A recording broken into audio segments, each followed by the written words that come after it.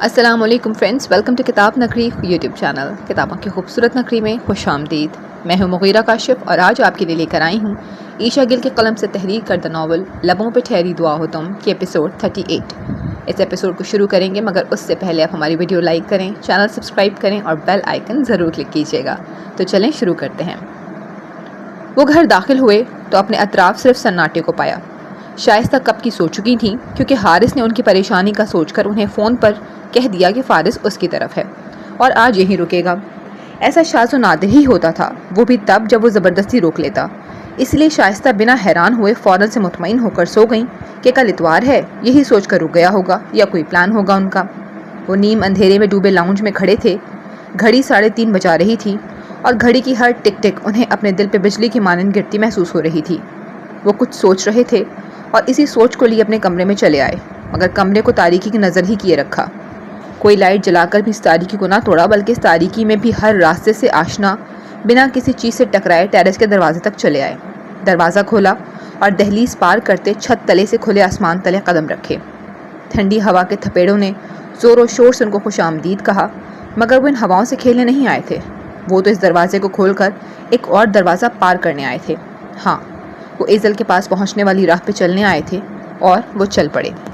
کمرے میں نیم تاریکی کا راج تھا۔ تمام لائٹس بند تھیں، صرف بیڈ کی بائیں جانب کا ننھا لیمپ تھا جو اس وقت روشن تھا۔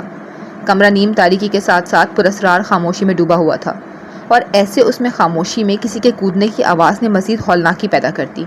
سوچوں میں ڈوبا وجود کرنٹ کھا کر ہوش میں آیا اور اٹھ بیٹھا۔ یہ کیسی آواز تھی؟ آنسو پہنچتے ہاتھ مارے گھبراہٹ کے کپ کپا اٹھے۔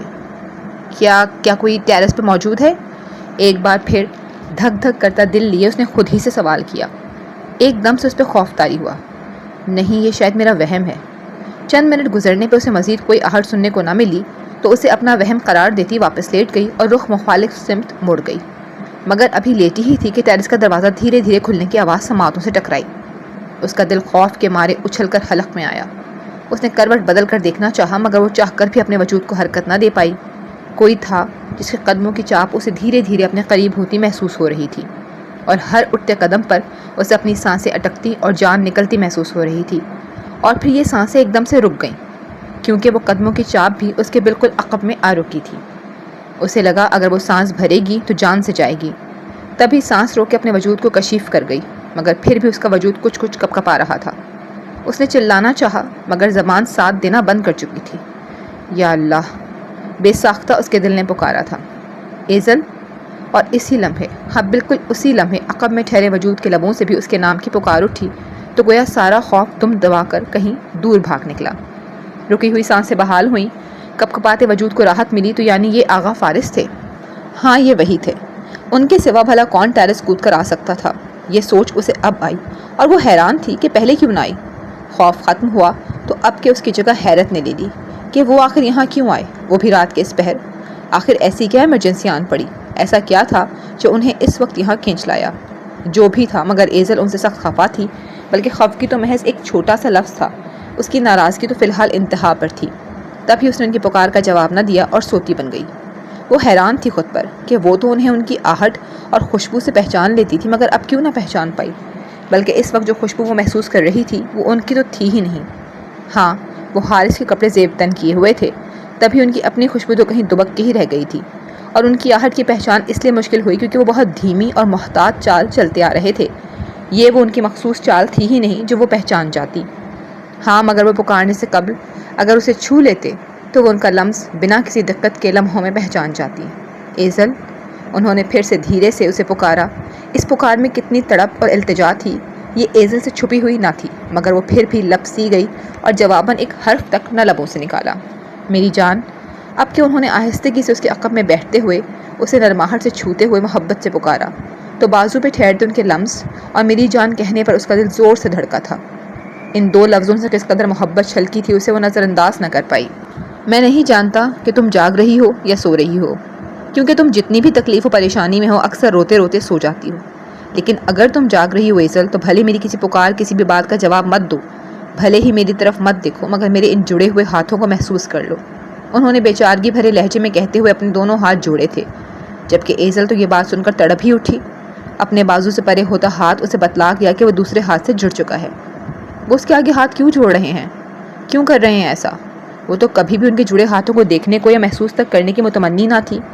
وہ یہ نہیں سہ سکتی تھی کہ یہ شخص اس کے آگے ہاتھ جوڑے۔ وہ دل و جان سے تڑپی تھی۔ تمہیں میرے ان جڑے ہاتھوں کا واسطہ ہے ایزل، اسے انکار کر دو، خدا کے لیے انکار کر دو۔ نہ صرف جڑے ہاتھوں بلکہ خدا تک کا واسطہ بھی دیا گیا تو یعنی یہ ہاتھ اس لیے جوڑے گئے تھے۔ ان کی گزارش سے زیادہ گزارش کرنے کے انداز نے ایزل کی آنکھوں کو نمکین پانیوں کی لہروں سے بھر دیا۔ یہ شخص کتنا بے بس ہو کر اس سے ایک انکار مانگ رہا تھا۔ ایزل نے سختی سے تراوت گھلی آنکھوں کو میچ کر اپنے لبوں کو آپس میں بھینچا۔ یہ اس تکلیف کا اظہار تھا جو اس وقت اس کے اندر اٹھ رہی تھی۔ لبوں پہ سختی کا بند باندھ کر وہ اپنے لبوں سے کسی بھی قسم کی سستی کو خارج نہیں ہونے دینا چاہتی تھی، ورنہ رونا تو بہت شدید آ رہا تھا۔ مت بھرنا اس کے ساتھ کی حامی۔ میں تم سے وعدہ کرتا ہوں کہ آئندہ کبھی بھی تمہیں کسی اور کے سپرد کرنے کی بات نہیں کروں گا، کبھی بھی تمہیں اس تکلیف سے دوچار نہیں ہونے دوں گا، نہیں پہنچاؤں گا اب تمہیں اپنی ذات سے کوئی بھی تکلیف، وعدہ کرتا ہوں۔ پر پلیز تم میری یہ بات مان لو، پلیز ایزل۔ وہ مسلسل ایک ہی التجا کر رہے تھے اور وہ ان کی التجا پہ کمزور پڑ رہی تھی۔ جب وہ ہاتھ جوڑ کر واسطے دیتے ہوئے اسے کچھ مانگ رہے تھے تو وہ کیسے اپنے دل کو پہلے کی طرح ہی سخت رکھ پاتی؟ یہ دل تو وہ تھا جو ہر لمحہ ان کی محبت میں جی بھی رہا تھا اور مر بھی رہا تھا۔ اس دل کو بھلا ان کی ان التجاؤں واسطوں پہ کیسے پتھر کیے رکھتی؟ وہ سوئے نہیں، اس وقت تک جاگ رہے ہیں، بے چین ہیں تب سے، تکلیف میں ہیں تب سے، صرف اس لیے کہ وہ ایک ایسے شخص کا انتخاب کرنے جا رہی ہے جو ان کے نزدیک اس کے لائق نہیں۔ اسی لیے اس وقت اس طرح اس کے پاس چلے آئے، اس سے التجا کرنے کو۔ یہ سوچ آتے ہی ایزل کا دل رنجیدگی سے بھر گیا۔ جی چاہا وہ زور زور سے رو پڑے۔ میں تم سے بہت کچھ کہنا چاہتا ہوں ایزل، بہت کچھ ہے میرے دل میں جو تمہارے آگے کھولنا چاہتا ہوں۔ ایک ایسا راز بتانا چاہتا ہوں جو خود مجھ پر بھی آج ہی کھلا ہے، مگر میں نہیں جانتا کہ تم مجھے سن رہی ہو یا نہیں، کیونکہ یہ وہ راز ہے جو میں تمہیں اپنے روبرو بٹھا کر بتانا چاہتا ہوں۔ ایک ایک لفظ تمہاری آنکھوں میں آنکھیں ڈال کر ادا کرنا چاہتا ہوں، تمہارے ایک ایک تاثرات دیکھنا چاہتا ہوں۔ بہت ضروری ہے تمہیں اب یہ بتانا اور میں بتاؤں گا۔ یہ وہ کس راز کی بات کر رہے ہیں؟ کون سا ایسا راز ہے جو وہ اسے روبرو بٹھا کر اس کی آنکھوں سے آنکھیں ملا کر بتانا چاہتے ہیں؟ اس کا جی چاہا وہ اٹھ بیٹھے اور پوچھے کہ آخر کس راز کی بات کر رہے ہیں؟ میں ابھی سننا چاہتی ہوں، مجھے ابھی جاننا ہے۔ مگر اب تو کوئی خوف بھی طاری نہ تھا، پھر بھی وہ اپنے جسم کو جنبش نہ دے پائی۔ شاید اس کے دماغ نے دل کے ساتھ ساتھ مکمل جسم کو بھی اپنے شکنجے میں لے رکھا تھا۔ سب بتاؤں گا تمہیں، ایک ایک بات، ایک ایک احساس، ایک ایک انکشاف۔ بس تم اس کا ہاتھ مت تھامنا میری جان، یہ ظلم مت کرنا میرے ساتھ۔ میں تو مر جاؤں گا تمہیں پل پل ایک ناپسندیدہ شخص کے ساتھ تکلیفوں سے بھری زندگی گزارتا دیکھ کر۔ میں نہیں برداشت کر سکتا کہ میری ایزل ایسی زندگی گزارے۔ میں نے آج تک تمہیں جتنی بھی تکلیفیں دی ہیں ان کی تم جو چاہو مجھے سزا دو، میں ہر سزا بھگتنے کو تیار ہوں، مگر اتنی بڑی سزا مت دینا، مت کرنا ہم دونوں کے ساتھ ایسا ظلم۔ یہ میری التجا ہے تم سے۔ ہاتھ ابھی تک جڑے ہوئے تھے اور لہجہ کچھ بھیگا سا محسوس ہو رہا تھا۔ وہ تڑپ رہے تھے اور ایزل ان کے لفظوں کی تڑپ پر اپنی سسکیوں کو روکتی ادھموئی ہو رہی تھی۔ ان کی مرنے والی بات پہ تو اس کا دل چیرا گیا تھا، درد کا ایک طوفان سا اس کے اندر اٹھا تھا۔ کیسے ماہی بے آپ کی مانند تڑپ رہے تھے وہ اس کے اس فیصلے پر۔ سہال نہیں ہو پا رہا تھا ان سے کہ وہ خود کو ایک سوچی سمجھی اذیت میں جھونکنے جا رہی ہے۔ یہ سب بنا دیکھے بھی وہ جان رہی تھی، ان کی تکلیف محسوس کر رہی تھی۔ وہ سوچنے لگی کہ کیا سوچ رکھا تھا اس نے کہ التمش کا ہاتھ تھام کر ناخوش رہتے ہوئے انہیں ہر لمحہ تکلیف سے دوچار کرے گی، مگر ان کی اتنی سی تکلیف تو اس سے برداشت ہو نہیں رہی تھی۔ پھر اتنا بڑا قدم کیسے اٹھا لیا آخر اس نے؟ اس سے اپنی تکلیف اس لمحے سہنی مشکل ترین ہو رہی تھی تو تا عمر کے انچاہے ساتھ کی تکلیف کیسے سہنے چلی تھی آخر؟ ان کی یہ تکلیف برداشت کرنا محال ہو رہا تھا تو پھر انہیں آئندہ پل پل کی تکلیف سے دوچار کرنے کا کیسے سوچ بیٹھی؟ اسے خود پہ اس لمحے حیرت ہوئی۔ اسے لگا اگر وہ مزید کچھ پل یہیں رکے تو وہ ہر بند توڑ کر اٹھ بیٹھے گی اور ساری انا سارا غصہ بھلائے ان کے آگے ہار مانتی رو پڑے گی، مگر ایسا نہ ہوا کیونکہ وہ اٹھ کھڑے ہوئے تھے۔ میں جانتا ہوں تم مجھ سے شدید خفا ہو، میں نے خطائیں ہی ایسی کی ہیں کہ تمہارا خفا ہونا جائز بھی ہے، مگر اب میں تمہارے ساتھ کچھ ناجائز نہیں کروں گا۔ اب تمہیں کوئی تکلیف نہیں دوں گا، بلکہ تمہیں دی ہر تکلیف کا مدافع کروں گا۔ بس تم بھی مجھے اس تکلیف سے نہ گزارنا جس کا تم ارادہ کیے بیٹھی ہو۔ پلیز اس ارادے کو توڑ ڈالنا، پلیز۔ ایک آخری التجا کرتے وہ اس پر جھکے اور اس کندھے پہ اپنا محبت بھرا دہکتا لمس چھوڑا۔ ان کے لبوں کی حدت اپنے کندھے پہ پا کر ایزل کو گویا 100 واٹ کا کرنٹ لگا۔ اس نے بے ساختہ بیڈ شیٹ کو مٹھی میں جکڑا، ورنہ شاید اس کرنٹ کے سبب اس کا وجود جھٹکا کھا جاتا۔ تمہارے آقا تم سے بہت پیار کرتے ہیں ایزل، اس دنیا میں سب سے زیادہ وہ تمہیں چاہتے ہیں۔ تم انہیں جو تکلیف بھی دینا چاہو انہیں منظور ہے، جی جان سے منظور ہے، مگر میری جان، میری گڑیا، پلیز انہیں یہ تکلیف مت دینا۔ فریاد سے چور لہجہ تھا اور درد سے چور ہوتا ایزل کا وجود لمحہ لمحہ پگھل رہا تھا، کمزور پڑ رہا تھا ان کے آگے۔ میری جان، میری معصوم گڑیا۔ انہوں نے دھیرے سے اس کے بال چہرے سے پرے سرکاتے ہوئے، دھیمے پن سے کہتے ہوئے اپنے وہی تپتے لب مزید اوپر کو جھک کر اس کے کان کے بالکل قریب رکھ دیے اور اپنی محبت کی ایک اور نشانی اس کے وجود پہ ثبت کی۔ ان کی اس قربت، اس لہجے اور لمس پہ ایزل کا دل بے اختیار ہوتا حلق تک اچھل آیا، زور زور سے دھڑکنے لگا، اور اس دل کی یہ میٹھی سی دھڑک اسے بتلا گئی کہ وہ کچھ بھی کر لے مگر اس شخص کی محبت اور قربت سے اٹھنے والے اپنے احساسات کو کبھی بھی مار کر دفن نہیں کر سکتی۔ یہ احساسات ہمیشہ زندہ رہیں گے، شاید اس کی آخری سانس تک۔ آغا فارس نے اپنا لمس اس کے کان کے قریب چھوڑا تھا کیونکہ وہ یہاں تک ہی پہنچ پائے تھے۔ تھوڑا سا اور آگے اٹھ کر اس کے گال تک رسائی حاصل کرتے تو اپنے بھیگتے لبوں سے جان جاتے کہ وہ رو رہی ہے، یعنی وہ جاگ رہی ہے اور سب سن رہی ہے۔ بس یہ آخری بات مان لو آغا کی جان، پھر میں کبھی تم سے کچھ نہیں مانگوں گا، آئی پرومس۔ اس کے کان سے لب جوڑے سرگوشی کی گئی تو ایزل کو لفظوں سے تو نہ مگر ان کے سرگوشی لیے لہجے اور لبوں کے ٹکراؤ سے اپنا آپ مدہوش ہوتا محسوس ہوا۔ اس کی جان پر بنی۔ اس نے تڑپ کر دعا کی کہ وہ اسی وقت یہاں سے چلے جائیں، ورنہ وہ جو کب سے خود پہ ضبط کیے بیٹھی ہے، اس ضبط کے سارے بند توڑے پھوٹ پھوٹ کر رو پڑے گی۔ اس نے دعا کی اور فوراً سن لی گئی۔ آغا فارس یہ آخری التجا کیے اٹھ کھڑے ہوئے اور حسرت بھری نگاہوں سے اس کے وجود کو تکتے پلٹ گئے، کیونکہ انہیں بھی لگنے لگا تھا کہ اگر وہ مزید اور پل اس کے پاس رکے تو ٹوٹ جائیں گے اور ٹوٹ کر اسے اپنی باہوں میں بھر لیں گے۔ وہ پلٹے تو ان کے ہر اٹھنے والے قدم پہ ایزل کو اپنا دل ان کے قدموں تلے دبتا محسوس ہوا۔ اس کے دل سے درد کی ٹیسیں اٹھ رہی تھیں۔ وہ آئے اور اسے رلا کر چلے گئے، اسے بے حال کر گئے۔ جیسے ہی ٹیرس کا دروازہ بند ہونے کی آواز آئی، وہ بجلی کسی تیزی سے اٹھی اور کمرے کو ان کے وجود سے خالی دیکھ کر بلک بلک کر رو پڑی، کیونکہ کمرہ تو بھلے ہی خالی تھا مگر ان کی التجاؤں کی باز گشت ابھی بھی پورے کمرے میں ہو رہی تھی۔ کیوں آغا، کیوں ہمیشہ آپ مجھے اپنے آگے کمزور اور بے بس کر ڈالتے ہیں؟ ہاں، وہ کمزور پڑ رہی تھی۔ یہ وہی ایزل تھی جو صبح سے شام تک لاوا بنی ہوئی تھی، بپھری شیرنی کی مانند ان پہ ٹوٹ رہی تھی، اپنے ارادے پہ اٹل تھی۔ یوں لگتا تھا جیسے آندھی طوفان بھی آ جائے تو اپنے فیصلے سے 1 انچ بھی پیچھے نہیں ہٹے گی، اور اب ان کی التجاؤں نے اس کے ارادے کو لمحوں میں کھوکھلا کر ڈالا۔ وہ اپنے فیصلے سے ایک تو کیا کئی انچ پیچھے سرکتی جا رہی تھی۔ کیوں ہمیشہ مجھے بے بس کر ڈالتے ہیں آپ؟ کیوں مجھے میری مرضی سے کچھ کرنے نہیں دیتے؟ کیوں ہمیشہ آپ کی مرضی کے آگے میرا دل سجدہ ریز ہو جاتا ہے؟ کیوں جھک جاتا ہے یہ آپ کے آگے؟ چاہے کتنا ہی خفا کیوں نہ ہو آپ سے دور بھاگنے کی ہر کوشش ناکام ہو جاتی ہے اس کی، اور اب بھی تو ایسا ہی کر رہے ہیں آپ۔ میرے دل کو اپنے بس میں کر رکھا ہے۔ کیوں آغا؟ کیوں مجھے اس پہ حق جتانے نہیں دیتے؟ کیوں یہ آپ کے فیصلوں اور التجاؤں کے آگے جی حضوری کرنے لگتا ہے؟ شاید یہ آپ کو جھکتا نہیں دیکھ سکتا، یا شاید یہ آپ کو اس تکلیف میں نہیں دیکھ سکتا جس کا میں نے ارادہ کیا، یا پھر یہ خود پہ کسی اور کی ملکیت قبول ہی نہیں کر سکتا سوائے آپ کے۔ سسکیاں بھرتی وہ رک رندھی آواز میں بول رہی تھی۔ آنکھوں سے آنسوؤں کا سیلاب تھا جو جاری تھا۔ کمرے میں اس کی ایک کے بعد ایک اٹھنے والی سسکی اور سوں سوں کی آواز گونج رہی تھی۔ میں نہیں جانتی یہ دل میرے حق میں ہے یا آپ کے ساتھ کھڑا ہے، مگر اتنا ضرور جانتی ہوں یہ میرے فیصلے سے ہرگز مطمئن نہیں ہے۔ کیوں دیتے ہیں پہلے اتنی تکلیف کے بعد میں ہاتھ جوڑنے پڑیں؟ کیوں کرتے ہیں میرے ساتھ ظلم کہ بعد میں التجاؤں پہ اترنا پڑے اپنی بات منوانے کو؟ اب کیا کروں میں؟ آخر کیا کروں؟ کس مشکل میں ڈال دیا ہے آپ نے مجھے؟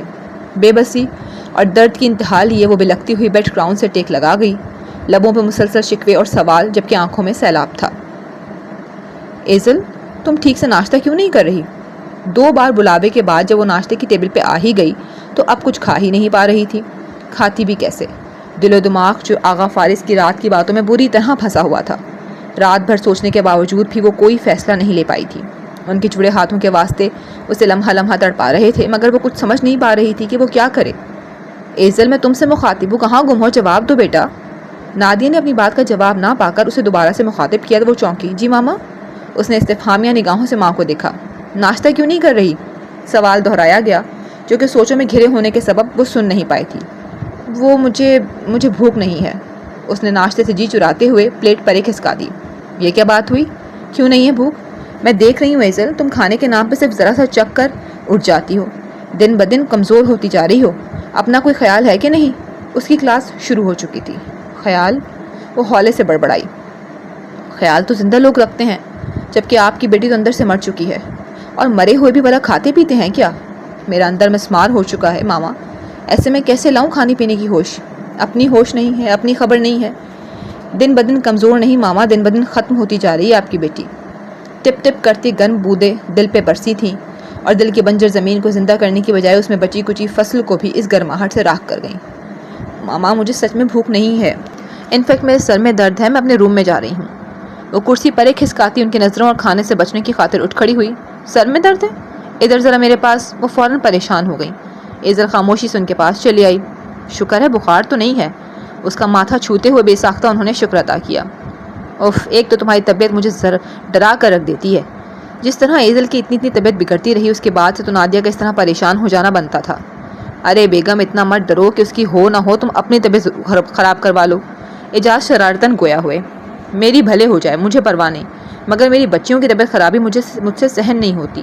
خاص کر آپ کی اس لاڈلی کی تو جب طبیعت خراب ہوتی ہے ایسی ہوتی ہے کہ دل بس اسی میں اٹکا رہتا ہے۔ وہ تفکر سے بھرپور لہجے میں بولی۔ ماں تھیں، اپنی تکلیف کی بھلا کب پرواہ تھی تو بس اولاد کی تکلیف کی۔ میں اب ٹھیک ہوں ماما، بس تھوڑا سا سر میں درد ہے، آرام کروں گی تو وہ بھی ٹھیک ہو جائے گا، پریشان نہیں ہوں۔ ایزل لاڈ سے ان کے گلے میں باہیں ڈالتی بولی۔ سر میں درد تو واقعی تھا اور یہ درد ہلکا پھلکا ہرگز نہیں تھا۔ اس کا سر تو اچھا خاصا درد کر رہا تھا۔ رات بھر جاگتی رہی، سوچوں کی جنگ لڑتی رہی تو دماغ بری طرح تھک چکا تھا، اور جب اسے آرام نہ ملا تو تکلیف سے بھرنے لگا۔ اور اللہ نہ کرے ماما کہ آپ کو کبھی ذرا سا بھی کچھ ہو۔ یہ جملہ انم نے ادا کیا۔ جس طرح وہ اپنی بچیوں کی طبیعت خرابی نہیں دیکھ سکتی تھیں، اسی طرح بچیاں بھی بھلا کب ماں کو ایسے دیکھ سکتی تھیں۔ نادیہ بس اس کی بات پر مدھم سا مسکرا دی۔ ایزل تم جاؤ شاباش، اپنے کمرے میں جا کر آرام کرو، اور ہاں پین کلر ضرور لے لینا۔ ماں کے چکر میں وہ سر درد لیے ابھی یہیں کھڑی ہے، اس کا خیال اعجاز کو ہی آیا۔ پین کلر تو تب لے جب کچھ کھائے، کھایا تو اس نے کچھ ہے نہیں۔ ناشتے کی پلیٹ ویسی کی ویسی پڑی ہے۔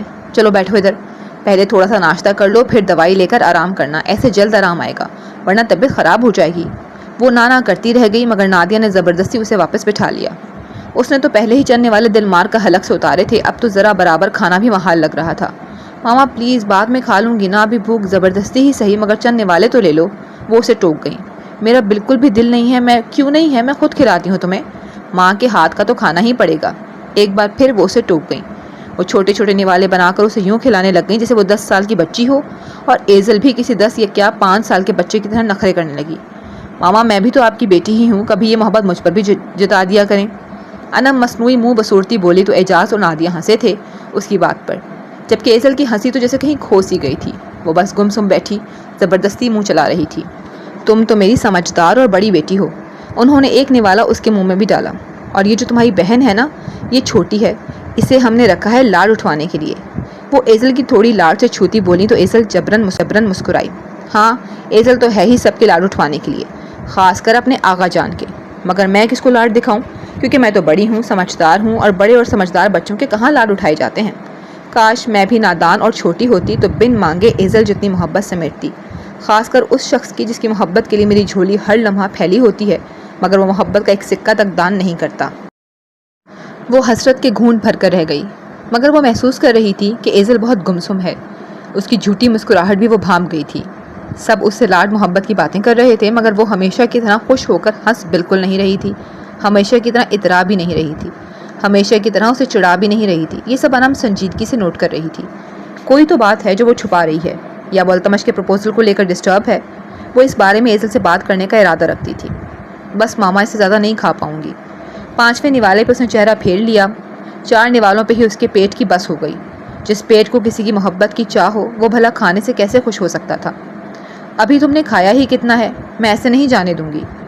نادیہ اور کھلانے کا ارادہ لیے بولی تو ایزل نے مدد طلب نگاہوں سے باپ کی طرف دیکھا۔ ارے بھائی کیوں زبردستی کر رہی ہو بچی کے ساتھ، اس نے اتنا بھی کھا لیا بہت ہے، باقی کا ٹھہر کے کھلا دینا، ابھی اسے دوائی کھا کر آرام کرنے دو۔ اعجاز نے مداخلت کی۔ جاؤ بیٹا آرام کرو تم، اور اسے نادیہ کے چنگل سے آزاد کروایا۔ آرام ہی تو نہیں ہے میری زندگی میں بابا، آرام و سکون ہی کو تو ترس گئی ہے آپ کی بیٹی۔ ہر گزرتا لمحہ اور ہر آتا لمحہ صرف اذیتوں سے بھرا ہوتا ہے۔ کاش میری قسمت میں بھی پھر سے آرام لکھ دیا جائے۔ دل ہی دل میں باپ کو اپنا حال دل بتاتی وہ فوراً سے قبل ڈائننگ روم سے نکل گئی۔ دیکھ لو انہیں، خود ایسا کرتے ہیں اور بعد میں مجھے کہتے ہیں کہ تم خیال نہیں رکھتی اس کا، دھیان نہیں دیتی اس کے کھانے پینے پہ، خود بھگا دیا اسے، اب بتاؤ کون ہے قصوروار۔ اعجاز کے اسے بھگا دینے پہ نادیہ انم سے ان کی شکایت کرتی بولی، مگر جواباً وہ دونوں باپ بیٹی مسکرا کر ایک دوسرے کو دیکھنے لگے۔ سارے ایک سے ہیں یہاں پہ۔ انم کے ان کی سائڈ نہ لینے پہ وہ نروٹھے پن سے بڑبڑانے لگیں۔ اب بند کرو یہ مسکرانا اور ناشتہ کر کے اپنی تیاری دیکھو، 2 بجے ہم نکل جائیں گے۔ نصرت کل سے کتنی بار فون کر چکی ہے، اس کا بس نہیں چل رہا، ہمیں خود آ کر لے جائے۔ اسے جلدی ہاتھ منہ چلانے کا کہا گیا، آج انہیں شادی کے لیے نکلنا تھا۔ خالہ کا آپ سے اور ہم سے پیار ہی اتنا ہے۔ انم اس محبت پہ اترائی تھی۔ ہاں یہ تو ہے، نصرت کا خاندان میں سب سے زیادہ ہم ہی سے پیار ہے ماشاءاللہ۔ نادیہ نے بھی انم کی بات سے بھرپور اتفاق کیا۔ کاش بڑی بہن ماہرہ خالہ کو بھی ان سے اتنا ہی پیار ہوتا۔ اعجاز نے دل میں حسرت سے سوچا، کیونکہ جانتے تھے کہ نادیہ اپنی بڑی بہن اور بچے اپنی بڑی خالہ کی محبت کو تو ترس ہی گئے ہیں۔ مجھے یاد آیا، شائستہ نے بھی تو جانا ہے ہمارے ساتھ۔ اسے میں نے بتایا ہی نہیں کہ آج 2 بجے تک نکل جانا ہے۔ پتہ نہیں اس نے تیاری بھی کی ہوگی یا نہیں۔ نادیہ کو اچانک یاد آیا، شائستہ اور اعجاز چونکہ شروع سے ہی برابر والے گھروں میں مقیم تھے، تبھی شائستہ کے سسرالیوں اور نادیہ کے سسرالیوں سے دونوں کی ہی اچھی واقفیت اور کبھی کبھار کا آنا جانا بھی تھا۔ نصرت کا تو نادیہ کی طرح شائستہ اور انم ایزل ہی کی طرح آغا فارس سے بھی بہت پیار تھا، تبھی انہیں بھی شادی کے سبھی فنکشنز پہ خاص طور پہ انوائٹ کیا تھا۔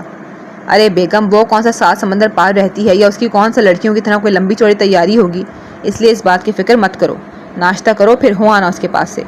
اعجاز نے انہیں اتنی چھوٹی سی بات پہ پریشان ہونے سے منع کیا تو وہ بھی سر ہلاتی جھٹ مطمئن ہو کر ناشتے کی طرف متوجہ ہو گئیں۔